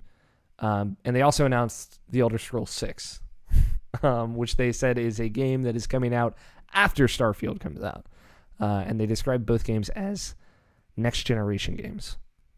Could have been interpreted as next console generation, or it could have been interpreted as the next generation of Bethesda games, or both. I don't know. But I know Tony and I were like, I'll play those games. Yeah, I'm down. But they didn't even give like Elder Scrolls a subtitle, so like we don't even know what we're actually going to be calling that game. So no one calls like Oblivion, Elder Scrolls 4. No one calls Skyrim anything but Skyrim. So it definitely those definitely feel far away. Just the logo, really. But yeah, I don't know. Like I know a lot of people were frustrated by that, but I feel like for me personally, Bethesda doesn't necessarily do that often, so they get a little bit more wiggle room to do that with me. Unlike Sony, that seems to do it constantly. Bethesda's been very good about announcing and hitting dates. So yeah. I'm excited to see them like so excited about something that they just want to tell people about it. And they don't want Walmart Canada to leak it. So I'm excited. Because that's like a way better way to tell people about your game, right? Yeah, true. Right. Tony, what would you want from an Elder Scrolls 6? Straight up, what I want from Elder Scrolls 6 is for them not to pay too much like respect to Skyrim. Like that game's old as hell now. Mm-hmm. Just make a better game. Yeah. And like I don't know if they go too hard on making it like Skyrim because Skyrim was so madly successful, I feel like it won't be nearly as good as it could be. Yeah, I feel like that's exactly what they did with Fallout 4, where they tried to make it as much like Fallout 3 as they could. But, yeah, because Fallout 3 was great. Yeah, but they didn't, right? And like just doing that again doesn't make that game. It doesn't help that game. Whereas like I feel like Oblivion to Skyrim was like a really great jump. Like they kind of threw ideas to the side and went to the drawing board on a lot of things. It's why I like Skyrim a lot. Mm-hmm. That's why I like Skyrim more than Fallout 4. Yeah, I think they should just do that again. Yeah, I agree. Yeah. Would you want to don't make Skyrim 2 is basically what I'm asking. Yeah. I feel like they wouldn't. I feel like that might be their first instinct, but hopefully they're taking their time so that they don't do that. Mm-hmm. Would you want them to do like a region of Tamriel again, like Skyrim is the Skyrim region of Tamriel, like Oblivion is the Cyrodiil region of Tamriel, or would you want them to do like almost ESO style, like do the whole thing? It's tough. I feel like it's better for them to focus on a smaller area and make every part of that area good, instead of taking an MMO approach where like everything is very spread out so that you can cover such a large area and say like, look how big our game is. Yeah. I feel like if the area of Skyrim was good because it's spread out enough for you to feel like you're in this big area, but it is compact enough that every corner has something in it. Yes. And exactly. It's not super repetitive. There were definitely repetitive elements to Skyrim. Like a couple of the dungeons and stuff that you'd use through story beats are literally just the same template, but spun a different way. It allows them to put a lot more detail into the moment-to-moment experiences rather than just the big payoff moments. I agree. Like having that smaller space makes it so much more dense, and I think it makes it it is part of Skyrim's format that I would want them to revisit because it makes that game so much better than Oblivion, where Oblivion is very big and very spread out and not very dense. Because I've been playing it on backwards compatibility a little bit recently. And Skyrim is it's lush and dense and full of stuff to do and a lot of interesting stuff. So if like you were to take me to like Elsewhere, for example, I feel like that'd be a really great location because we've never seen it before.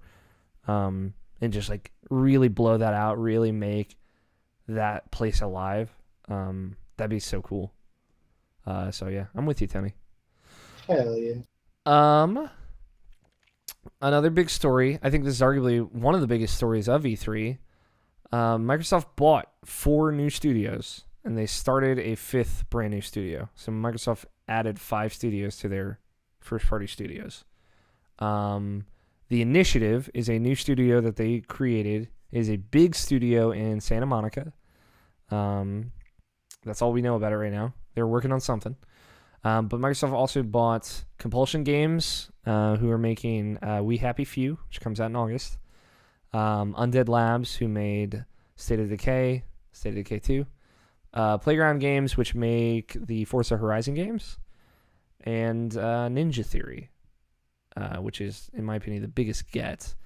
And they've made Hellblade, Senua's Sacrifice,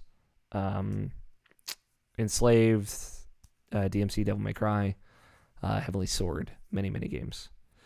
And they were very adamant about being independent for a very long time, and it sounds like Microsoft gave them a good deal, and So here we are.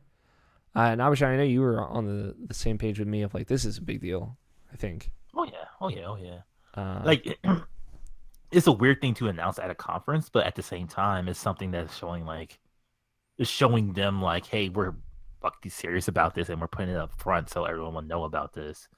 So you can like actually call us out on our bullshit, like if nothing comes out of this. So like when I hear them taking Ninja Theory, I expect not like not a Halo or Gears. I expect something that like stays with us and like some makes us think about what we're playing. Something similar to like The Last of Us, but like not in as far as like gameplay or as far as like execution, but more of like something that just stays with you. Yeah. And like it might not be the solid gameplay like a Halo or Gears. It might not have the lore like a Halo or Gears, but like it'll be something that's like a really solid experience that like I keep saying, it sticks with you. So yeah. Yeah. At the very least, something that's not a first-person shooter. Yeah.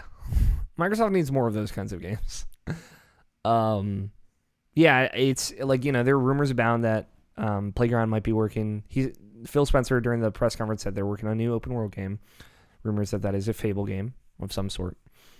Compulsion obviously just finished We Happy Few. That is published by Gearbox, so that's actually coming out on PS4 and PC as well. Obviously Playdead just put out State of Decay 2, or Undead Labs, not Playdead. Playdead is a different studio. But like I'm very excited for what the initiative is doing, whatever that is. Like that's gonna be big. I feel like that is gonna be more like maybe a shooter or maybe like a big. I'm hoping is a big like open world RPG. I feel like they've got a lot of pressure to get one of those out there. And I don't know, Microsoft did a great job. Like, Nabshin, you were on our post show for that. In my opinion, it was the best press conference of E3. It was phenomenal. And these 5 studios are just like, they're very, I wouldn't say like they're very great studios. Like, obviously Undead Labs have had a lot of technical issues in their games. Compulsion Games still has to kind of prove themselves with We Happy Few. But obviously Playground makes phenomenal games, and Ninja Theory makes phenomenal games. So like it is very much like hey, we're really committed to putting games on our platform that you can't get anywhere else. And I know it doesn't always seem like that, but we are. And I feel like that press conference really showed them trying to diversify the kinds of games that they want to see on their platform. So I was just really impressed with it. I'm really impressed with these 5 names, and I'm really excited for the future of Xbox. Along the lines of that, Microsoft said at E3 that they were looking to launch new hardware in 2020, which was another story I pulled for this. There's not much to say about that, but Sony coming out a few weeks ago and saying, hey, we're not looking to launch anything until like 2021, 2022, hardware-wise, even if we are, I think, sunsetting the PlayStation 4 were the words that they used. I like that Microsoft is they're out there making moves, man. Phil Spencer's got a fucking knife and he is ready to swing it. And yeah, he's just doing great out there. I thought it's interesting that Microsoft is really, I feel, pushing the video game industry forward. And I don't know, I'm excited to see what the response is going to be for that. Let's see. From Software. Let's get to it. It's a game that we should all be excited about. Yeah, that game looks rad.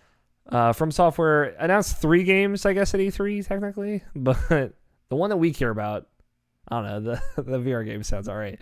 The one we care about, announced during the Microsoft press conference, it was teased at the Game Awards as Shadows Die Twice, now fully announced as Sekiro: Shadows Die Twice, is a new game from Software being directed by Miyazaki.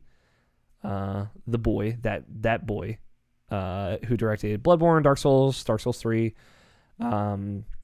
and it looks very good. Like I'm trying to think of words to describe it to you, Scott, but like I can't. It just looks fucking really good. It looks, like an evolution of what you would see from like a Bloodborne, right? No shields, for example. Essentially, the main character cutscene shown in the trailer, has his arm cut off and is replaced with a like 1500s era mechanical arm that acts like a trick weapon, right? It can transform into different things. In the demo, they show it transforming into a shield that looks kind of like an umbrella, into an axe that like twists out of his arm and slams into someone. It's very much like, okay, like Soulsy combat, but then you see him like climbing on top of a roof, and then he throws his arm out, and it's a grappling hook that he uses to get up onto a higher ledge. And then he's like fighting a boss and throws the grappling hook at it, pulls himself into the air at it, slashes it, and then jumps away.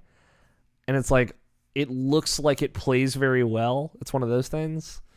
And like one cool mechanic that they showed in that demonstration, or in that gameplay video, is he's killed and he resurrects himself from death. So you can die twice, as the name implies.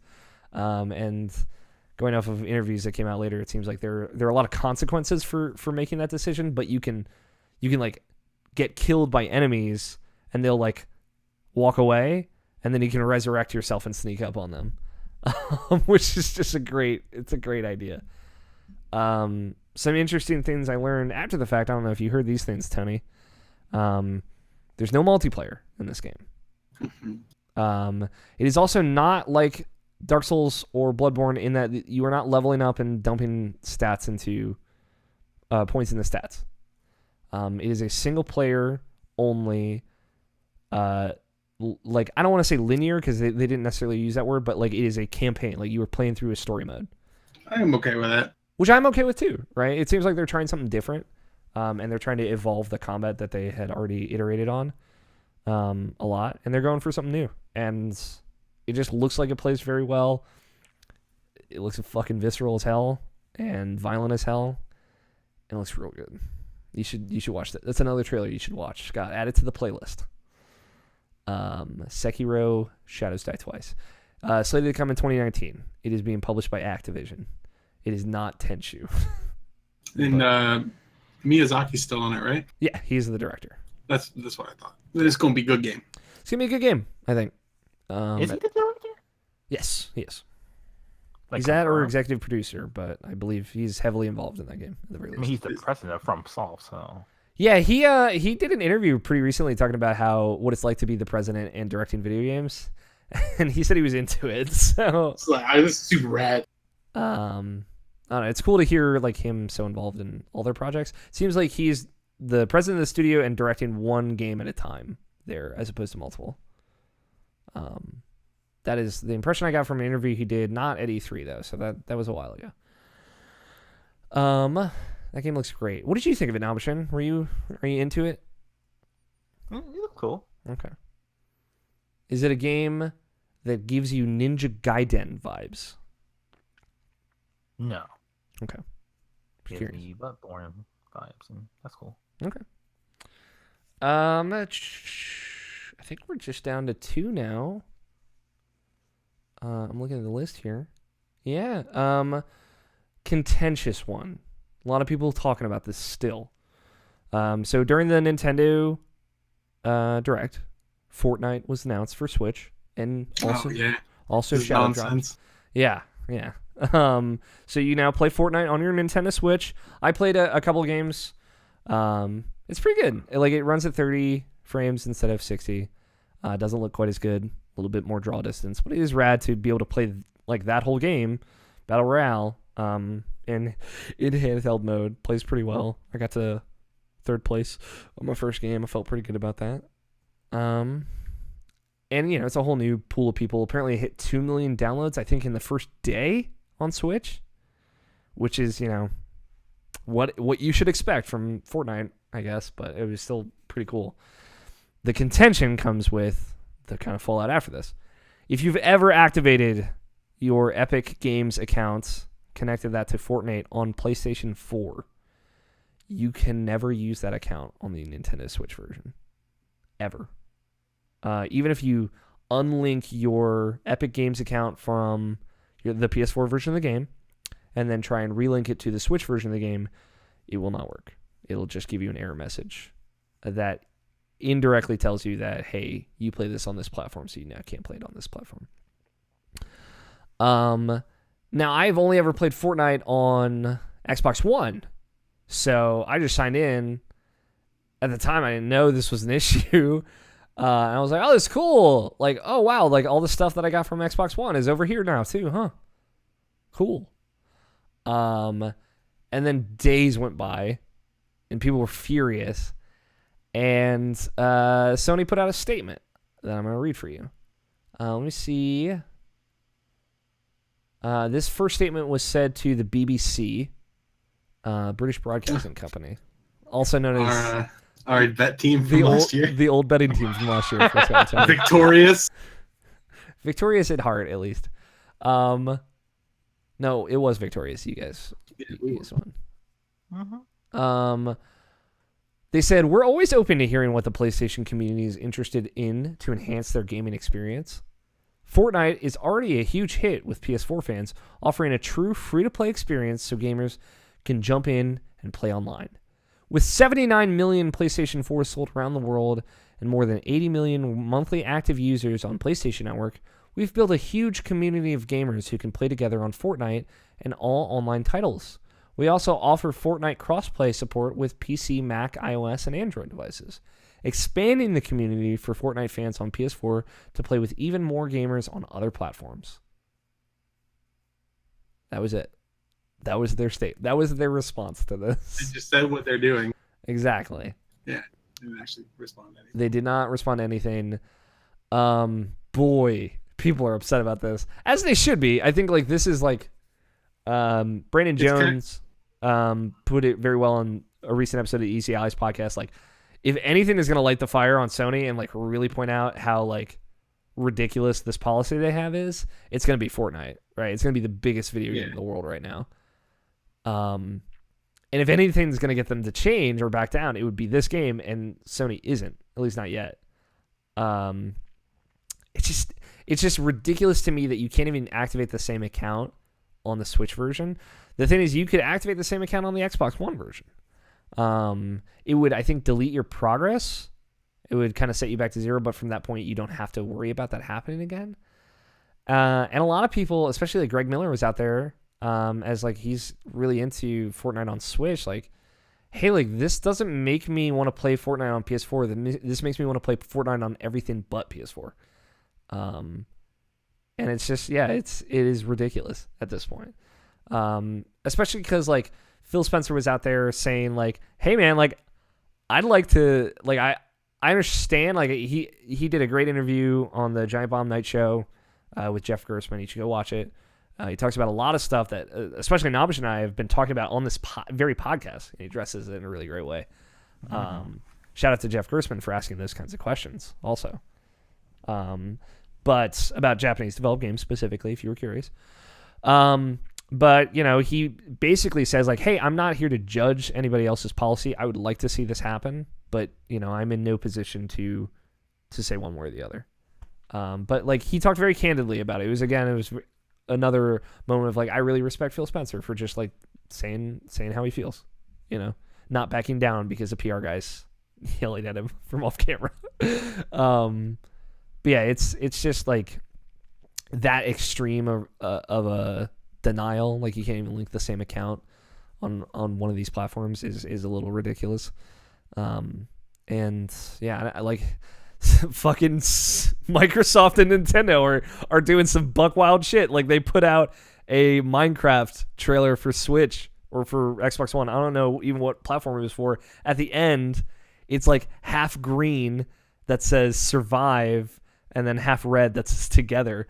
And like in the bottom left corner it has the Xbox logo and in the bottom right corner has the Nintendo Switch logo. Like this very, very like, hey, Microsoft and Nintendo are super buddy right now. It is fucking crazy.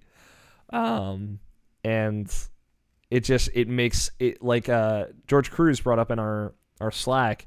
It makes it feel like Sony's burning a lot of the goodwill that they built in this at the beginning of this generation with the whole like used game thing and all that. and it doesn't look good for them, honestly, from a PR standpoint. So I'm just it is like the balance the scales are slowly turning the other way. I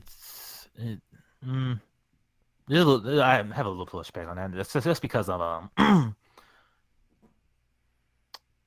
like the difference between the used game thing in Fortnite right now is like this is just for hardcore people, people who play games like constantly on either of the systems, and like it is that's the biggest contention, or at least for right now. I should say that for right now, because like I can see this growing in like because Fortnite becoming more of a thing, and like then like like in the schoolyard when it's like, oh, we want to play on the system or something like that. So like that might be an issue later on, but like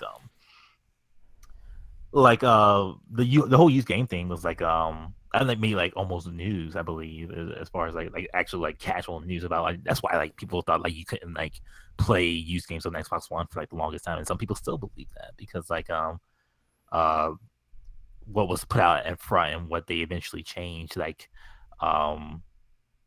it's like as far as like the truth about it, like, not spreading the way it should because of like the initial thing, and like this is like so in the weed and so like into like what podcasts are talking about. So people who listen to podcasts will like know about this, but like I wouldn't think my nephew doesn't care about this.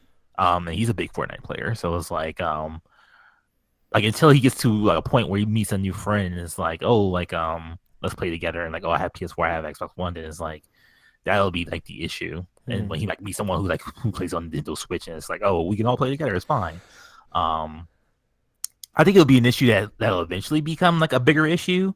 I don't think it's an issue right now per se, at least for the bigger audience of Fortnite, I should say.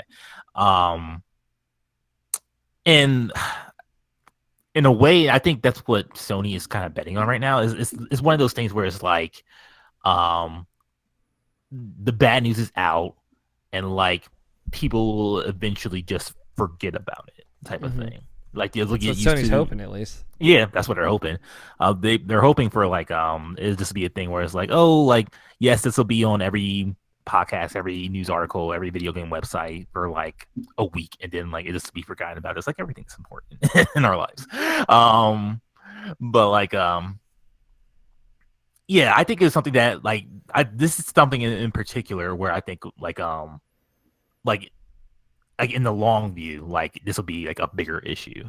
If like we have like another, like if we have a new game announced, like just for an example, I was just to say like if Minecraft 2 gets announced, and like you can play it on Switch, you can play it on PC, you can play it on your mobile phones, you can play it on everything but PlayStation 4, even though it's out on PlayStation 4, but you can't play with anything else but just the PlayStation 4 people, that's when it'll become an issue. So like whenever the next big thing that's cross-platform, I think that's the bigger issue.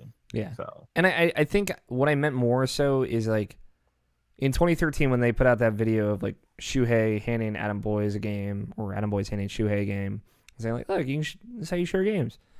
It was more of like that was them like tied into the hardcore gaming audience and saying like trying to build goodwill. This response is You're totally right. is them to responding to the hardcore gaming audience, burning goodwill. Like, yes, it is just like that's the same company that put out those two different messages. One, a very PR speak response to the BBC, and the other like a YouTube video that they put out. Like the way each was presented, it just shows like how much that company has changed in 5 years. And it's not a good change, I don't think. And I think people who are tied in and remember that one and remember this and will remember this can see that difference like clear as day. And it gives you a different feeling about Sony than I had for like the 2013, 2014, even 2015 Your Dreams. It's just very different vibes, and they're not good vibes. And I like good vibes. That's what I mean. Like you're right in that like no one is talking about this PR response except for like us and other video game podcasts, but it's gonna creep into the broader thing. Like if anything, Fortnite is still huge, and more people are gonna know about it because of that game than even Minecraft right now. And there will be repercussions, I'm sure. It'll eventually come. in the top right corner, it's like the consumers will remember that. Like, you know. Yeah, and it's just like Brandon Jones said. It's like if this doesn't make them do anything, then nothing will. Yeah. Very curious. Not in this generation, I should say. Yeah, I was gonna say, like, I'm very curious, like, going into the next generation, what it's gonna be like. So, last story that I pulled here. Again, I pulled these as the top 10 stories for us, each individually, or as a collective. This one was very much just for me. But during the Microsoft press conference, Tales of Vesperia Definitive Edition was announced. Boy, you gonna exclude me from this Tales shit? It's true. Tony has been waiting in bated breath for this. The Definitive Edition is both a remaster of Tales of Vesperia and finally, 8 years later, releasing the PS3 version, additional content. It's coming to Switch, PS4, and Xbox One. Everything under the sun. It's coming this winter. And I might have cried a little bit. If we're all just being honest with each other. I'm mostly kidding when I say that, but we did talk about it on we did post shows for all the press conferences. It got the most visceral reaction from me of like, I legitimately stood up and started yelling. Because if anything would have come out of left field, it was Microsoft announcing this dumb weeb game that I fucking love from 2008 is getting re-released during their actual big boy press conference. But you know what? I was fucking here for it. And I loved it. I'm very happy. Just very happy. So yeah, that's really it. Like, that there's a bunch of stuff that they added in a PS3 version of the game that only ever came out in Japan. They had done some of the localization work for that game, but they never put it out in the US. There was always questions as to whether or not it was like an exclusive. It sounds like it wasn't. I wrote an article about this. I have some news stories linked in there if you're curious. That game is it's very different than modern Japanese role-playing games. It holds up, in my opinion. It's phenomenal. I'm excited for everyone to play it. That is all. I went on the OK Beast E3 post shows that they were doing, and like Blessing, totally not on his radar. He was hosting the segment I was on, and when I brought this up to him and I was like describing the game, he's like, "Fuck, man, this sounds awesome." I'm like, "It is awesome." Why don't you understand? No one understands. I'm excited for you. Blessing was like ready for you to talk about like the fucking Division 2 or something like that. Like, oh yeah, like what's the big game you want to talk about? I want to talk about this remaster of an old video game. Yep. But like, I sold it to Veer. I don't know if you listened to that, Nabashin, but I fucking sold it. Yeah, that game's very cool. It did stuff that no other video game has ever done. Not just Tales games, but any video game. And it's very good. I'm very excited. I'm excited for you to play it finally, Tony. I think you're gonna love it. Hell yeah. And those are the 10 biggest news stories from E3 for us.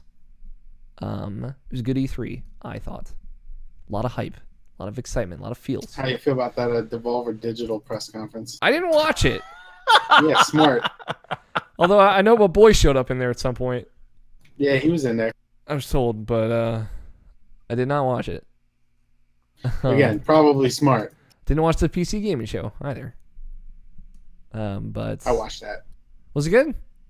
It was all right. Okay. What was the most exciting thing in there? I don't know. I watched the whole thing without any sound, so. Gears Tactics. Hitman 2. Hitman 2. Yeah, that's a good call out. Hitman 2 is coming out November something. Same day as Fallout 76. I think November 16th. I think that sounds right. Other news that I pulled just for this week came out this morning. I got an email from Square Enix. Life is Strange Episode 2, or Life is Strange Season 2 Episode 1 has a release date. September 27th. No other details. No character introductions, no story anything, nothing. Just a release date for the first episode. But that's cool. That's soon. I'm very excited. Nabashin, I know you're excited. Jacob Bryant and Logan Wilkinson are also excited. Captain Spirits is a free prelude to that. That's coming out later this month. I'm very excited. Next week. 4 days. 4 days, man. And The other story I pulled, I didn't get the time to do some research on it, which this story definitely requires some research. GameStop is possibly going to be bought out. They're looking for a buyer. They're shopping themselves around. Oh, okay. You see, that makes more sense. Yeah. Because my first response to that is, who would buy them? Yeah, it's a great question. Buy them? I think that's still a totally valid question, Scott. Who would buy GameStop? Like Walmart, maybe? Who would want that? Sure, I mean... Dude, you should be concerned about this. Your employer's about to get bought. Who, me? Oh, yeah, you. Sure. Technically, your employer. I've still technically never been let go or terminated from GameStop, so... Burn them all to the ground. Check You put that on your resume. I no way. How would I check, Scott? See if my alex@gamestop.com email is still active that I never had. I should go in and be like, hey, am I still in your system? Does my employee number still work? Let's find out. You really should. I really should, just because I think it'd be really funny. I'd love to just be employed by them forever, technically. So yeah, they're looking for a buyer. We don't know what the cost is, what they're looking at. GameStop has their sales have definitely gone down. Their stock has slid. It looks, according to this GameSpot article, their stock has slid more than 32% over the last 12 months, which is not good. Also, like, they had a new CEO start pretty recently, and then he left like 3 months later. So, former Xbox CEO is acting as interim CEO right now. So things aren't looking good at GameStop. Which I guess, you know. Don Matrick? No, not Don Matrick. Shane Kim. Oh, okay. It'd be really funny if Don Matrick. He's still a Zynga, I believe, so he's got a cushy position there. Yeah, that's pretty buck wild. Like they recently got into like the digital distribution industry. Like they were publishing their own games. I think they only ever published like 3 games. Yeah, it was what was it? The underwater the Insomniac game. The Insomniac game. I think they did the people who did the Order 1886, Ready at Dawn. Ready at Dawn, yeah, they did one of theirs. Was that like a VR game or something? I think it was, yeah. And I don't know what the other game was. Yeah, I feel like they had something at E3. I don't know. Another kind of smallish game, but yeah, they're not looking good. So I'm curious to see how that develops over the next few weeks. I like the idea of them shopping themselves around. Like, who wants this? Huh? Come on, who wants this? We're cheap and available. Yeah, right. We'll sell used games for you. I got you. So yeah, we'll see how that goes. But that's it for news. You guys, you want to take a peek at the mail sack? Hell yeah. Yeah, that's what I like to hear. Ooh, repeat one. Please play. Thank you kindly. All right. Remember, you can tweet your questions at IrrationalPod. Use the hashtag IPQ. We will read them on the show. Let's see what we got. Pulling them up on my phone this week, for fun's sake. Mike Ultimate. I love how Mike Burgess changes his Twitter name pretty much constantly. At Mike Hits the Wall said, how many minutes into this podcast will it take Alfighter27 to bring up the Tails port? Hashtag IPQ. Less than 5. Yeah. Which, I impressed myself on that one. Because I saw that and I was like, I'm gonna bring it up organically. I promise. Harold Price at USF H-Bomb. You said less than 5? Less than 5. Well, you see, the podcast is only going to be about 2 hours long. So a better answer is a little bit over halfway into the podcast. Fair enough. Yeah, that works. Harold Price at USF H-Bomb says, am I the only person who thinks Nintendo won E3, albeit by default? Yes. No. Nintendo did a very good job, but it seems like they didn't have a lot of games on the show floor. Nintendo showed literally fucking 2 games, dude. They did a good job showing Smash Brothers. They showed off the new Fire Emblem game. I didn't put that in our news stories because it's not coming out until spring of next year. Looks fucking good though. Boy, it looks good. I know I didn't talk about it in Abishan. I swear I'll talk about it someday. Looks good. They announced Super Mario Party. Yeah. They got Octopath Traveler coming out in like 2 weeks now. 3 weeks. And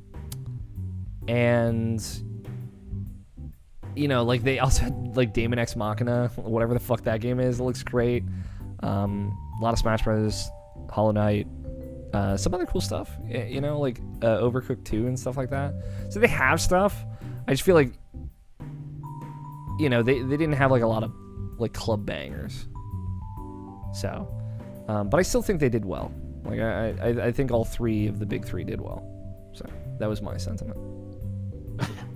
What did you think? Sure. What did you, do you disagree now, Michelle?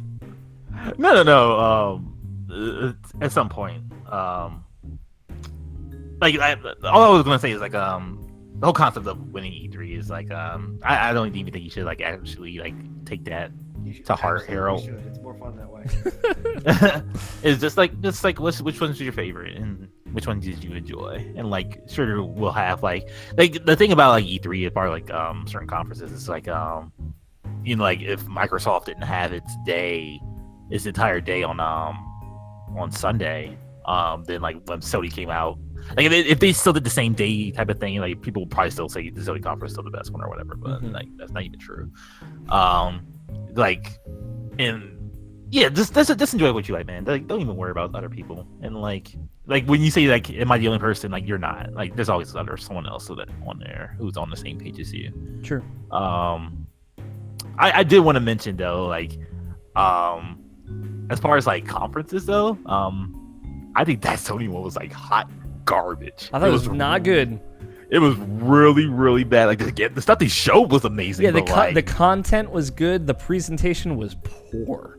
That was something that like, I would be so pissed off if I was actually there and had to like walk out of my seat to go back to another seat. Brandon Jones was furious wherever he was. Stupid presentation. Oh my god, dude! I couldn't imagine this walking through that place. Yeah, especially like in retrospect. I know hindsight's 2020, but it's just like they had these trailers, like the RE2 trailer, the Control trailer, like that they could have just played while they were doing that to give us the illusion that nothing was happening. But no, they like straight up had an intermission after their first game. And like the biggest thing to me too is like it's half-assed. It was like everything was half-assed. They didn't even do like the full presentation thing for the rest of the 2 games. Like you didn't go to the New York City for Spider-Man or something like that. And like they just cut it off halfway. It's like, why even do it then if you're not gonna do it the entire thing? Like it's yeah. Makes me so upset. It made me so upset. It just it made me gratified because I've been shitting on Sony press conferences for years. So now like it was like, yeah, come to me. But yeah, but that's kind of what Amjad says is true. But I also disagree because I don't think it's a complete E3 experience until you fight about it. It's true. God knows video game fans want to do it, so here we are. But to get to Harold's real question. Also, how many fighters, including Echo fighters, will be in the final Smash roster at release? And he said you might want to save that one for a future bet. That might be a good future bet. The thing is, like, I don't know if we're going to know that before it releases or we won't know it until it releases. So with Echo fighters, with the 3 Echo fighters that they've shown, the current roster is 68 characters, which is a lot. I don't know, man. I feel like they got... So they're adding, currently have only added 2 characters to this roster. Inklings and Ridley. I feel like they'll get up at least to 70. 70 is a good, strong number. So like maybe 2 more. 2 or 3 more. Because basically, for your reference, Scott, Sakurai is like, hey, like we're not trying to add a lot of new characters to this. We're trying to bring everyone who's ever been in Smash to this, which I get. Right. It's not a lot. They still got Cloud. A decent amount of characters. That's all you've written. Yeah. You're good. Yeah, like they it seems like they've nailed down the quality of it, and it also has quantity. So like we don't necessarily need any more. I would really like to see a Castlevania character in there. I know, like, that's a very easy ally thing to say. They have influenced me. Huber's inside my head. He always is. But I would like to see a Castlevania character. You saw the crossover, right? Yeah, dude, it's so fucking good. Michael P. Huber gets inside Greg Miller's head, and Brandon Jones shuts it down.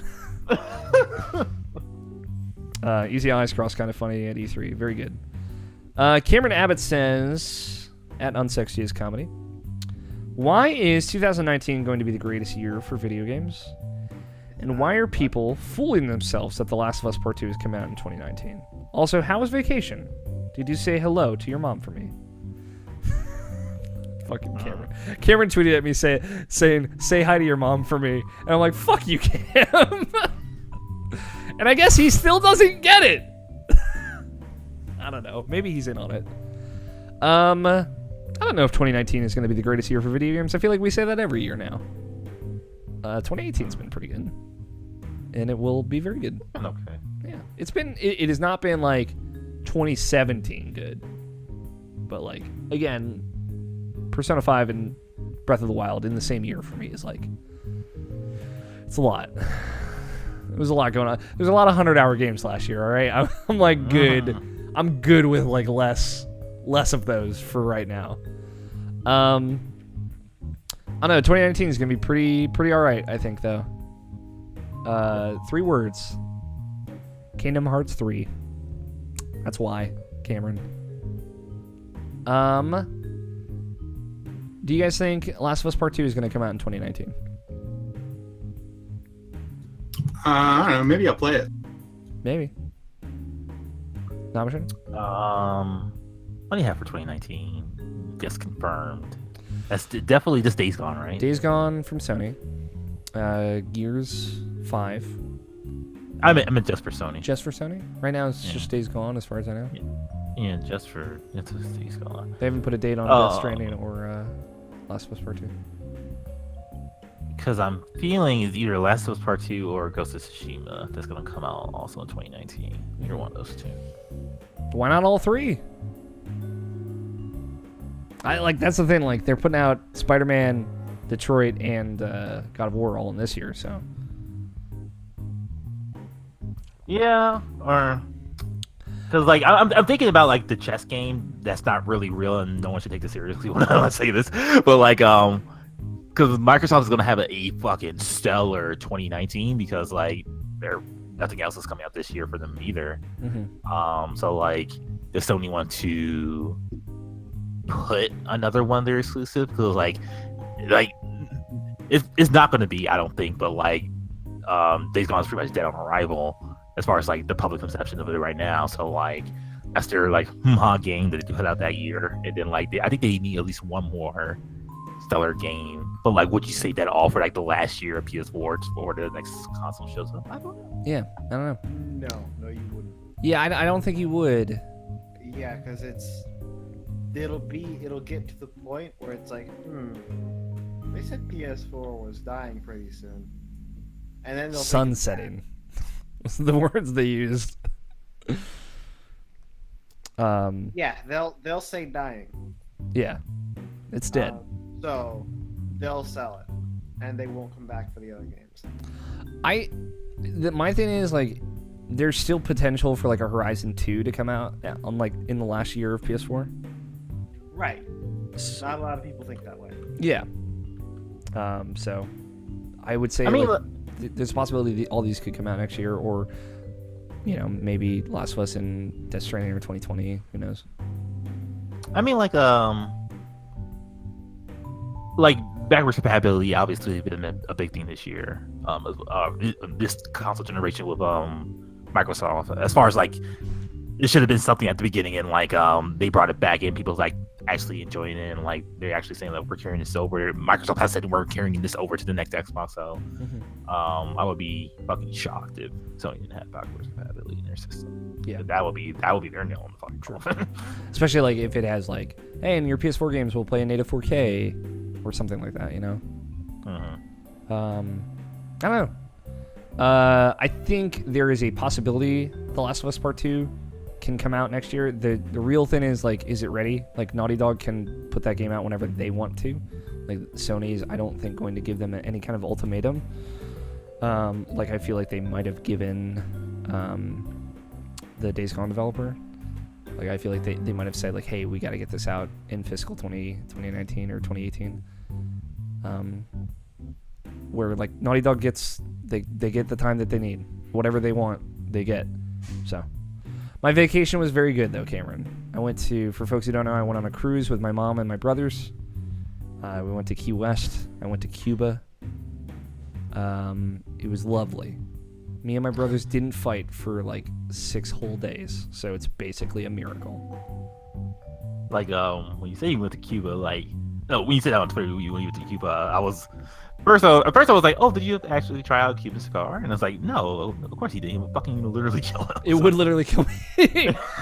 My brother did, though, and he described it to me as best as he could as someone who doesn't smoke cigars. And it sounds like it was very good. I did have Cuban coffee and Cuban rum. Ooh, how was that? And that shit was fucking good. The coffee especially was so good. But yeah, their rum, boyo. I don't typically like white rum, which is like clear colored rum. I like spiced rum, which is like Sailor Jerry or Captain Morgan or like Kraken, like something that is darker. Right. This was clear rum or white rum. It's very good. Very good. You know, it's a bad idea. What? Playing video games and the consequence for every death is a shot of white rum. Because we did that in Las Vegas and it was a terrible idea. Yup. Yeah, it was wonderful. Cuba is a beautiful country, and Havana is a beautiful city. It was the first time I ever really left the country as an adult. Well, it was the first time I left the country as an adult. Last time I left the country, I went to Jamaica when I was like 12 or 11. And Did you need a You passport were living it up, dude. for Cuba? I did. I need Okay. to get. So now I have a new passport. I was living up in Cuba. Everything was very cheap there. Did you get a Cuban cigar? I didn't. We just went over Should've. this, man. We just said- Could you just pay attention, Tony? Just listen to me. No, never. It was very good. Thank you for asking, Cameron. I will be talking about it on next week's bonus content. I might even show some pictures to the live viewers. Our boy, JC Ramirez in New York City, at SilverPR on Twitter, says, "Do you think this is fair?" Or let me start over. Do you think is fair a media outlet, e.g. IGN, award E3 Game of Show to Cyberpunk 2077 when all of us public absentees from the event didn't see a second of that demo? Do you think it's fair for other games that were hands-on to the media/public? P.S. I'm excited for CD Projekt Red next game. It's just that closed-door demos that don't showcase nowhere from the fact of this awards rubs me the wrong way. I know some outlets do have a hands-on rule for their awards. I'm cool with those. It's an interesting question. I don't think so. I don't think so either, but like I do want to say, like, there is a whole pre-E3 event called Judges Week for like a ESA collective awards where all of like the kind of like representatives of each outlet are invited to judge these games. And for like some kind of like group award things, all of those games have to be hands-on in order to be eligible for Judges Week. So there is kind of like a very specific thing for that. But I don't think so. Like, keep in mind, like, the history of E3 is an industry show where the majority of things shown are behind closed doors. The very first Bloodborne demo from the E3 was announced that was actually a behind closed doors only demo that you can only ever read about. It's never shown. Same with the very first Witcher 3 demo, actually. It is kind of like an E3 tradition, and to be fair, like Cyberpunk and Sekiro were like the only two I can think of that actually had a behind closed doors hands-off demo. But I think it speaks volumes to how impressive that demo was that it won so many Game of Shows. I think Last of Us Part 2 did too. Yeah, it's the big thing here is it's not fair, not because they didn't get their hands on it. It's not fair because you don't have anything to compare it to. You have to take their word on it. Yeah, But like, I would trust the preview I read from it and the impressions I heard from it. There are plenty of very descriptive play-by-plays of that demo out there if you seek it out. I know Alana Pierce from IGN has one, for example. Like, I am not too worried. Like, when I'm looking at E3 awards, I'm not too worried about that personally, because I have like watched and absorbed a lot of E3 content over the years, and like that's pretty par for the course. It is less common now because E3 has changed a lot and is way more about the press conferences and things like that. But it doesn't bother me. I don't personally think so. I think the thing, at least the aspect I come from it is like, there's no way that someone can actually touch every game that's at E3. Mm-hmm. So like by that principle alone, that you would have to like to say like something is really that great, you have to like sell it on to somebody by telling them what it is, and that's basically what they're doing, and saying like this is the best thing I've seen / played / looked at because A, B, and C. And like if you can get like a response to that, like, oh, that's amazing, that's really good, and like see where they're coming from, I think that's a good enough sell for it to be something like that. Mm-hmm. It's just like our game of the years. It's like Scott hasn't played any of the games I played, but like, but like, I'll be judging the hell out of him based on how he's going to describe it. Yeah, exactly. And you know, we know each other. We're friends with each other, and we trust one another to an extent. And I would encourage everyone. We think that, at least. I don't know if I can trust Tony anymore. I'm kidding. Mostly. But after what you did. After what I did. You know what I did. And that's why I encourage everyone, and I always have, to find someone in video games that aligns with their interests and they trust and they kind of get.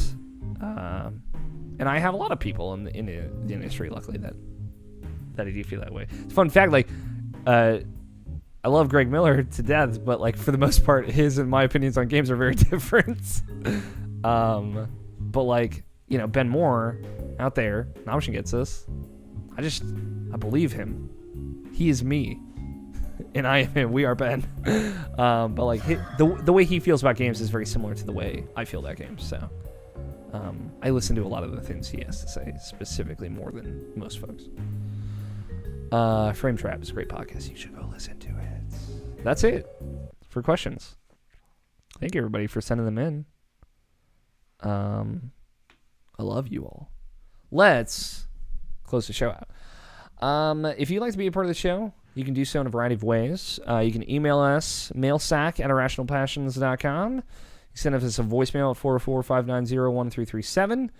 Or you can tweet your questions at us, just like all these wonderful people have tonight. Tweet them at IrrationalPod. Just use the hashtag IPQ. Makes it easier for me to find. If you don't use it, it's not the end of the world. So I don't want people coming at me because I do pull questions that don't have the hashtag every time. But thank you, everyone who has been very good about using it. And do any of those three things, and you'll be on the show. We'll talk about your questions, comments, feelings. If you like the show and you like the website and you like our stuff, you can follow all of Irrational Passions on Twitter at IrrationalPod. I highly recommend it. George Cruz runs that Twitter account, and he's very good at what he does. You can also follow us on Instagram. I don't promote this enough. If you're hot on the Instagrams, Irrational Passions on Instagram, George does amazing videos and stories for that. And now that Instagram has Instagram videos, he might be doing some more stuff with it. I don't know. I don't want to put too much pressure on him. So we'll see. Some other stuff, rate and review us on iTunes and Stitcher and Google Play. It helps us out a lot. If you like this show, check out our other shows on the website. Input, a video games news show. Very good show, hosted by George Cruz, Jarrett Green, and Logan Wilkinson. And check out my show. It's called Get Acquainted. It's a one-on-one show. It's very good. Last episode we did was E3 predictions. I got a lot wrong, but I felt very confident in how I delivered them. And for everything else, Irrational Passions, irrationalpassions.com. It's the website. It's the home of our content. Let's get to bets. First, we're going to start with this week's bet before we settle our E3 bets, because we got a lot to settle. How are we doing on time, Ocean? We're good. Okay. I feel like we've been doing all right. This week's bet. I came up with this bet, a very simple bet. We're coming off a lot of stuff going on from E3. And I feel like it's a good one to start, get back in the rhythm of it since we took last episode's betting off. The bet is, what will the Open Critic contributor score? Contributor score is like smaller sites or people like us, like Irrational Passions, for example. Now, keep in mind, we don't have a contributor score on Open Critic as of right now, so this is not compromised by us. But what will the Open Critic contributor score be for Captain Spirit at the end of the podcast next week? Captain Spirit is a free, downloadable preview episode in the Life is Strange universe of Life is Strange 2. Pretty cool, I guess you could say. So it's Open Critic, 1 to 100. What will the Open Critic score be? I guess I gotta pull up the chat in Discord. I always forget I gotta do that. When are you guys ready, you can send them. I already did it. Boom. Scott said 4. I just want people to know that ahead of time.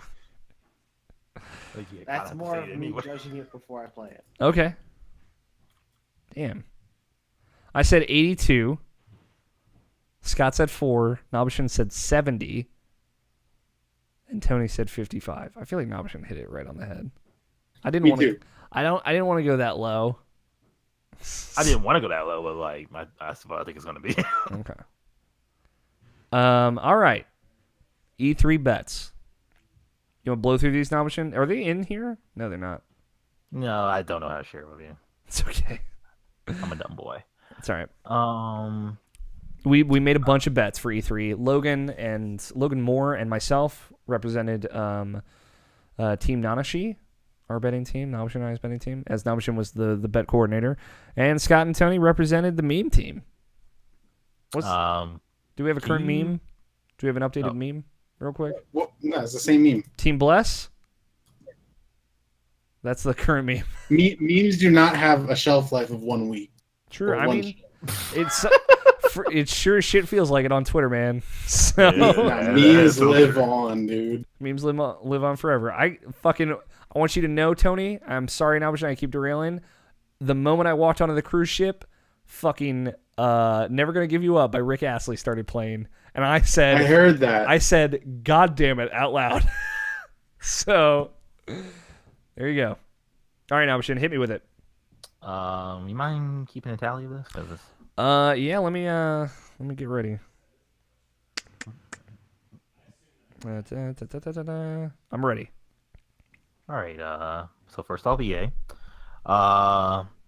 Will the EA showcase show some kind of timer until the next big game to be announced? Team Nanashi said yes, and the meme team says yes, and no, they did not. Nobody wins. So no points for anybody. Mm-hmm. Nice. Will the words Mass Effect be spoken out at any point for any reason during the EA showcase? Nanashi said yes. Meme said no. Right? Yeah. And they did say Mass Effect. Yeah, Andrea Renee said it, right? No, it was the other woman who was working on BioWare. She just said it. The lead writer for Anthem. Yes. Got it. At the gameplay demo of Anthem. That's a point for Nanashi, you got it. Yes. All right. At the gameplay demo of Anthem, what color will the dialogue tree be? Nanashi said blue. Meme said gold, and there was no dialogue tree. There probably isn't one in that game. There probably is not one in that game. You're right. Will an established Star Wars character make an appearance in the reveal of Respawn's game? What a reveal it was, let me tell you. Nanashi said no, and Meme said yes. The way they revealed that game, quote unquote, was just kind of just saying, "Are you working on the game?" Yeah, we are. Awkwardly, verbally assaulting. Was it Jason or Vince? Vince Simpella. Vince Simpella. So is that a point for us? That is a point for Nanashi. That's right. They did not show. They did show Star Wars characters in that conference, but not during that reveal. Yes. Quote unquote reveal. How many different jerseys Oh, will this fucking appear bet. on a Madden trailer? Did you count them? There was a Yeah, lot for sure. yeah, because it had to be both name and number must be visible for it to count. And let's just say it's plus 26. What was it? What Because were the whatever. bets? Nana, she said 17, and Meme said 26. So it was more than 26. It was a lot. It was a long Madden trailer. I was not prepared for how long it was. A lot of cuts. All right. Now we're on to Microsoft. Microsoft, what will the amount of single player only games be shown at during the conference?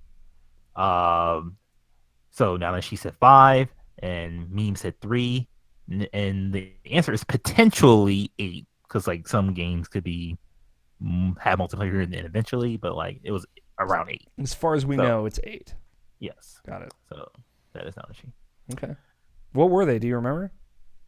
Not off the top of my head. Okay. And it's like Ori, Devil May Cry, Metro. Yeah. That's it was good showing. How many times will the words "True 4K" be uttered during the Microsoft conference?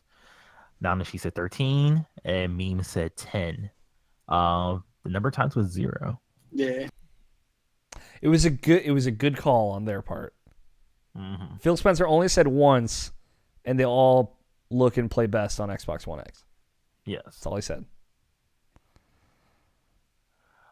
So that is Meme. Got it. Will the Microsoft showcase a violent video game where the weapon isn't a gun or a sword? Nana, she said yes, and Meme said yes. And the answer is the yes, technically, with Dying Light 2. Oh yeah, I was gonna think like the arm in Sekiro was also kind of like an axe.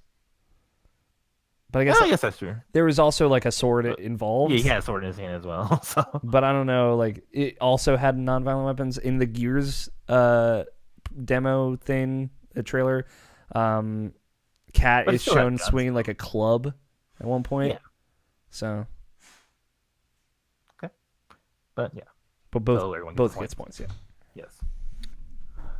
Will Microsoft announce an exclusive game to Xbox One/Windows featuring a female protagonist? Nana C said yes, and Meme said yes, and the answer was no. Not yet. Was it an exclusive game? So. Look out for Ninja Theory's next game, y'all. In the reveal of the next Fable game, will a chicken be shown? Got him.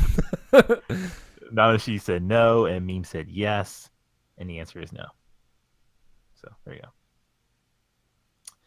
go. Bethesda, will Todd Howard reveal himself? Nana, she said yes. Meme said no.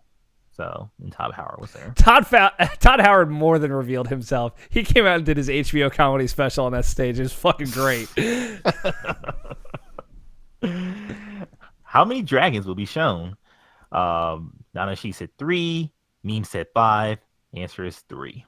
Really? There were 3 dragons? Just 3 dragons. It was like 2 of them during the showing off the Elder Scrolls card game, and like there was another dragon somewhere else, but only 3 dragons. Damn. So that I don't remember any dragons. Me either, dude. Yeah. It was 0. So that was not an issue. That might have been during ESO. Shit. I think there might have been a dragon there. Yeah, that's probably what it was. Will Pete Hines curse? Nana, she said yes. Meme said yes. And it was yes. He only cursed once, and he was like saying about fuck Nazis. That's pretty much what he just said. Yes. On stage, so. Shout out to Pete Hines. Mm-hmm. Will Fallout 76 have an animal companion? Nana, she said yes, and Meme said no. And the answer apparently is no. It's no, yeah. Yeah. That's disappointing. I was gonna say Buck Wild again, but I decided not to. Will a hidden unannounced game be teased during the Bethesda conference? Nana, she said no, and Meme said no, and the answer is no. Yes, it was no. Okay.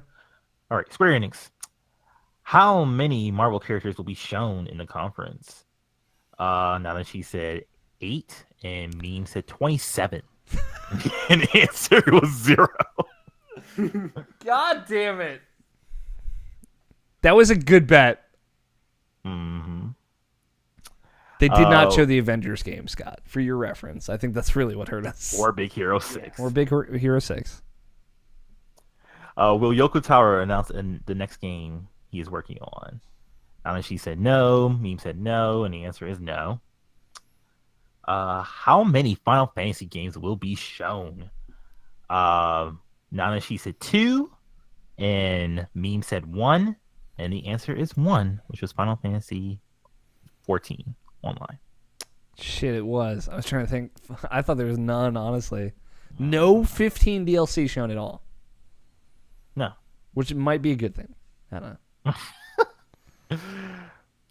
Will Elsa finally reveal herself when Kingdom Hearts 3 announces a new world featuring the Disney movie Frozen? Nana, she said yes. Meme said no. And the answer was yes. Sorry, Scott. Spoilers. Damn. But yes. I was fucking stoked. Will Square Enix... That was a bet that I was just like, I don't care. I know, Tony. I know. Will Square Enix revive a franchise with a new entry that hasn't been seen since the year 2005? Nana, she said no. Meme said no. And the answer is no. They did fucking announce The Quiet Man, though. Yeah, The Quiet Man, dude. That game might be all right. That's all I'm going to say about it. Ubisoft. How many out of left field games will be shown at the Ubisoft conference? To clarify, Starlink and Layer Tag are examples. Things like Mario plus Rabbids and Skull and Bones are not. Okay. Namashi said 0. And Meme said 1. And the answer is 0. There's no weird games. No surprises at all. No one more things at all. Yeah. On the review, Ubisoft can only do so many of those. Like, they only have so many in them. So it's fair. On the reveal trailer for the new Splinter Cell, how long will from the start of the trailer until we hear the night vision goggle noise? It's maybe the best bet out of the whole one, Amish. I just want you to know. No, we bet like 0.001 seconds. Yes, you did. Nanashi voted 0, and a Meme voted 0.01 seconds. And the answer was nothing. Nothing. I feel like no one gets points there. Yeah, I don't know. It never came, so it's still the timer's still going up. It means we won. Yeah. No, I think that's. No. I'm pretty sure we talked about this. No trailer began. We were saying, okay, yeah, it's so fine. Hold on. Was there a trailer? There was no trailer. There was no announcement at all. There was no Splinter Cell game at E3. Okay, you see, that's why you win. No, I don't want to take that point. That's a dirty point. I don't want that point. Yeah, that's right. Give it to me instead. No one gets dirty points today. Will a new UB art game be announced? Nanashi said yes. Meme said no. Answer is no. Yeah, I was pissed about that. Give me like a Rayman Legends 2 or whatever. That would be great. Would be great. Which will we have? A new Prince of Persia game? Watch Dogs 3? Both or neither? Nanashi said neither. Meme said neither. And the answer is neither. Good call. All around. Will Division 2 be set in a city that is not in New York or California? Nanashi said no, and Meme said no, and the answer is yes. Washington, D.C. Yeah. Looks good, too. Yeah, but the person who announced it said Mass Effect, so I'm not playing it. No, that was EA, different conference. Oh, hold on. The Division 2 is a Ubisoft game. No, you're talking about I think you're confusing me with Anthem. I was confusing with Anthem. Mm. Right? Yeah, I'm not playing Anthem because first thing somebody said Mass Effect. Fair enough. That is totally fair. Not Andromeda all over it. Sony. Other than the initial 4 known about, how many new games will be shown off at the Sony press conference? Nanashi said 2. Meme said 8. And the answer is 3, which was like Control, that VR game, and probably Resident Evil or something else. I don't know. Will the new Death Stranding trailer feature a well-known female actor? She said yes, and Meme said no, and the answer is yes. Had 2 of them. Is it yes? No. I didn't know either. But one is the Bionic Woman, and the other one was like in something recently. But they're well-known actors. Yeah, but I don't. Just know not by I don't me. watch TV. Wait, Yes, who were they? Oh, one has like a very French name, Leah Sado.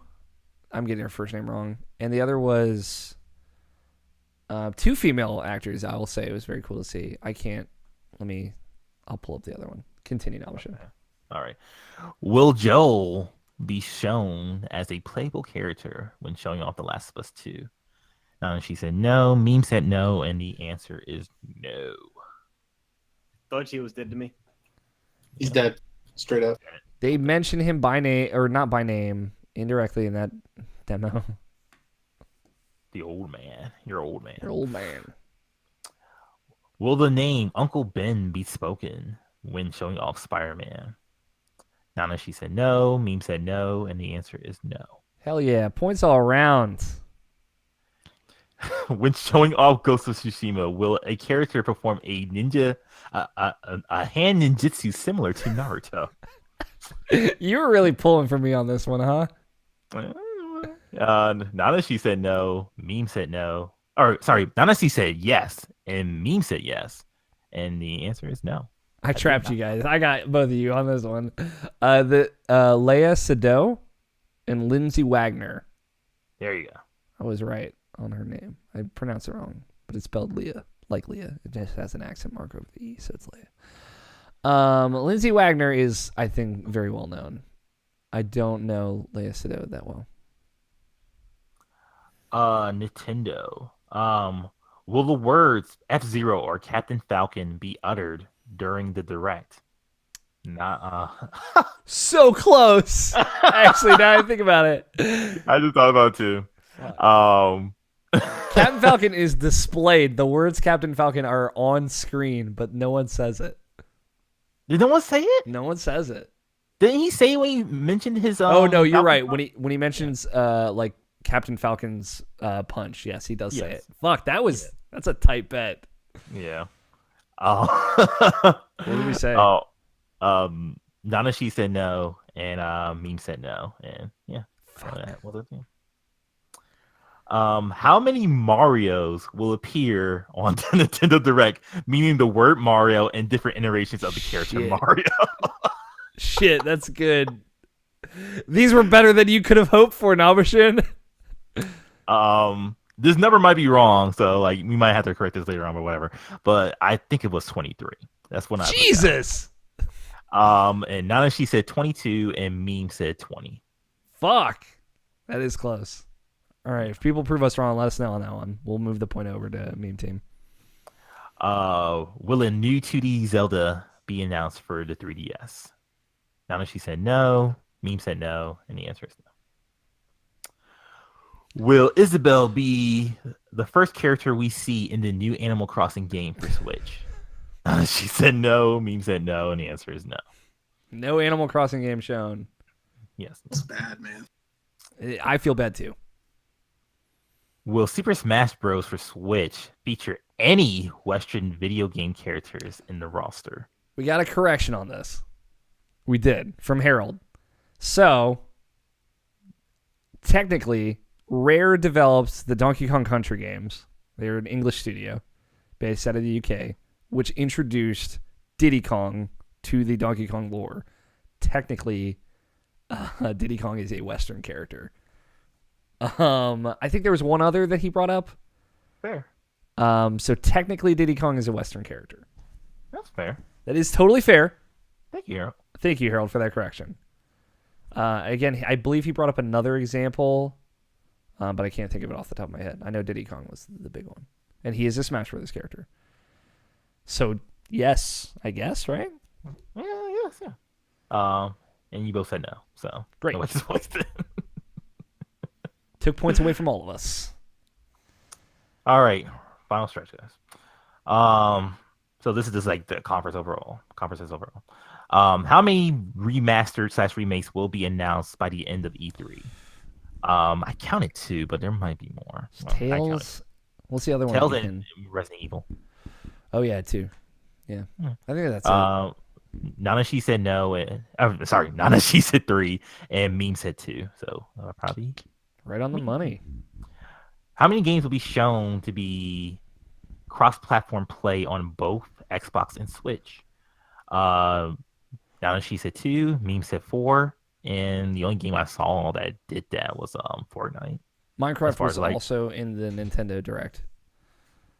Was it? Yeah, it was during their highlight reel. Okay, then it's 2 then. That's 2. Doesn't change the outcome, but I do remember Minecraft was also there.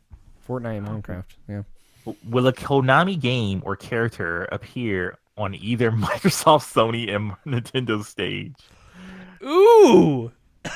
I had written down no, and then I just remembered. Oh yeah, Bomberman showed up. Dude, fucking Snake is in Smash Brothers. Yeah, that too. So what did we say? Nanashi said no, and Meme said yes. There you go. Yep. And Bomberman, yeah, you're right. Fucking Hudson coming in with that strong Bomberman assist trophy. Bomberman is an assist trophy in Super Smash Brothers, Scott. So there you go. Will Nero be playable in Devil May Cry 5? Nanashi said no, and Meme said no, and the answer is yes. The only character they really highlighted too. Mm-hmm. Will a new Mania game be announced? Nanashi said yes, Meme said no, and the answer is no. Will the new Rocksteady game have more than one DC hero in it? Nanashi said no. Nanashi said yes, and Meme said no, and there wasn't a Rocksteady game. Does that points go to them, or is that like the Splinter Cell one where we just? I think that's the Splinter Cell one. Okay. Will the new Remedy game be revealed at Sony or Microsoft? Nanashi said Microsoft, and Meme said just no. Just no. Nobody wins. So, because it was at Sony. It was at Sony, yeah. And last question. How many new games will we see with the main protagonist wearing glasses? Ooh, I forgot about this one. Nanashi said 2, and Meme said 0. And from what I could tell, it was 0. Yeah, I don't remember any. So, there you go. Damn, it is closer than I thought it would be. Let's see. Let me count this out. 1, 2, 3, 4... 7, 8, 12. Man, I can't say. Maybe I should get reading glasses, you guys. To be fair, I did tally marks, so maybe that was just my mistake. Did you cross them at 5? I didn't. That was, you know what? That was my mistake, Scott. Maybe I should have done like a space between them, like literally anything to denote that 5 had passed. Let me. No, God, I don't want to select. The team Nanashi got slightly more points than the Meme team. I'm pulling it up on my computer so I can fucking see something. All right. 1, 2, 3, 4, 5, 6, 7, 8, 9, 10, 11, 12, 13, 14, 15, 16, 17, 18, 19, 20, 21, 22, 23 points for Team Nanashi.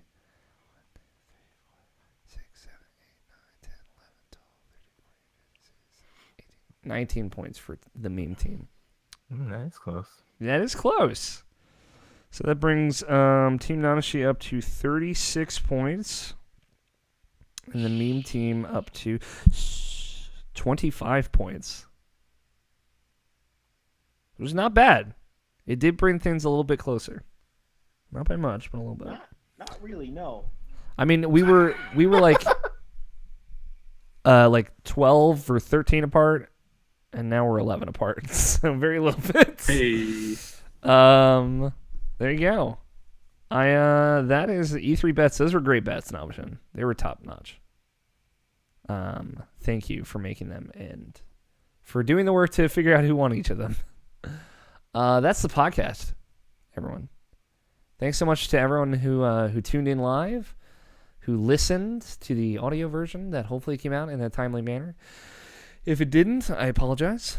And thanks to you guys for hanging out and doing this. I know I tried to keep the show a little bit shorter, and we were still just shy of 3 hours. But to be fair, I did say 3 hours before we started recording.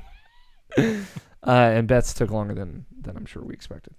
Thank you, everyone, so much for listening. Thank you to Danny Wiesner for our opening music of Two Player Co-op and our closing music of The World is Saved. Thanks to everyone who watched our E3 post shows. If you missed it, you can see our just coming off the show's reactions all on youtube.com/irrationalpassions. It was mostly myself and the writing team. Unfortunately, Tony and Scott couldn't get in on any of those, but Nabishin was on the Microsoft one. We didn't end up doing one for Nintendo. We wanted to, but schedules did not work out. Yeah, I think it was at work for every single one of those. So yeah. Same. And Scott was off doing his adventures. I was at work for some of them as well. So, but I appreciate everyone that came and supported us during that. Maybe we'll do something different next year. I got a couple ideas after seeing some stuff that was done this year. Maybe we'll be there next year. Who knows? We can keep our fingers crossed. Keep hopeful. Thank you, Tony, Scott, and Nabishin for joining me as always. I love you guys. Big hugs all the way around. I've been your host, Alex O'Neill. Play your games, stay rational. We will talk to you all next week. Titles? Tony? titles? Titles? You guys want to hear about some fucking titles? I do. Slim pickings this week. It's okay. They're good ones. It's 383, right? Yeah. Yeah, I want to make sure. Yeah. All right, so you got Bank Geo, Kingdom Hearts 2.58 divided by 2 trailers, It's very good. Tony Smasher Pass, Did You Get a Cuban Cigar, and We Are Ben. I really like the Kingdom Hearts one. Also, I really like Tony Smasher Pass. I feel like it should be Tony : Smasher Pass. That's a semicolon. Colon. There you And go. we'll answer the question. Smash easily. All right.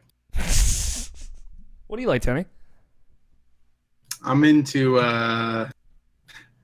I would be into that Kingdom Hearts title only if there were at least 30 more numbers in there. Fair. With a couple of dreams dropped a distance. Yeah, get the drive-ins and dives, The triple D. Yeah, dude, get the triple D in there. Dream drop, nah, dude.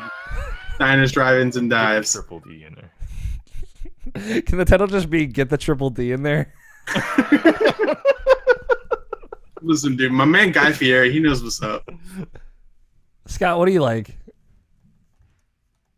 I like the Kingdom Hearts one.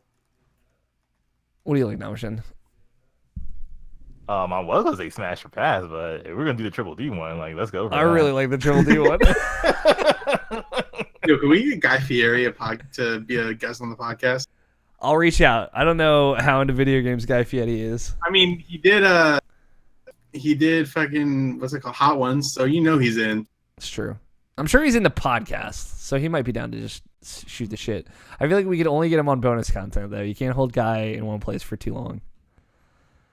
Nabishin, can you say the episode number? And Tony, can you say the title? Yeah, but I don't remember what the title is anymore. Get the Triple D in there, man. Oh, that's what We're we're saying? doing it. Okay. I didn't know if it was that Follow or your drivers. heart. Dive, or what, diners, drive-ins, and dives. You don't even fucking know what it is. I don't know, dude. Get the Triple D in there. This is Irrational Passions Podcast, episode 383. Get the triple D in there. Hell yeah. That's it. You can stop recording now. Bum. Thanks everybody for watching. We always appreciate it. Cheers to Silver PR who jumped in the chat the very very little last minute. Hell yeah. Love you, Silver. And everyone have a good night. Bye-bye. Bye. Oh, now it's letting me end it.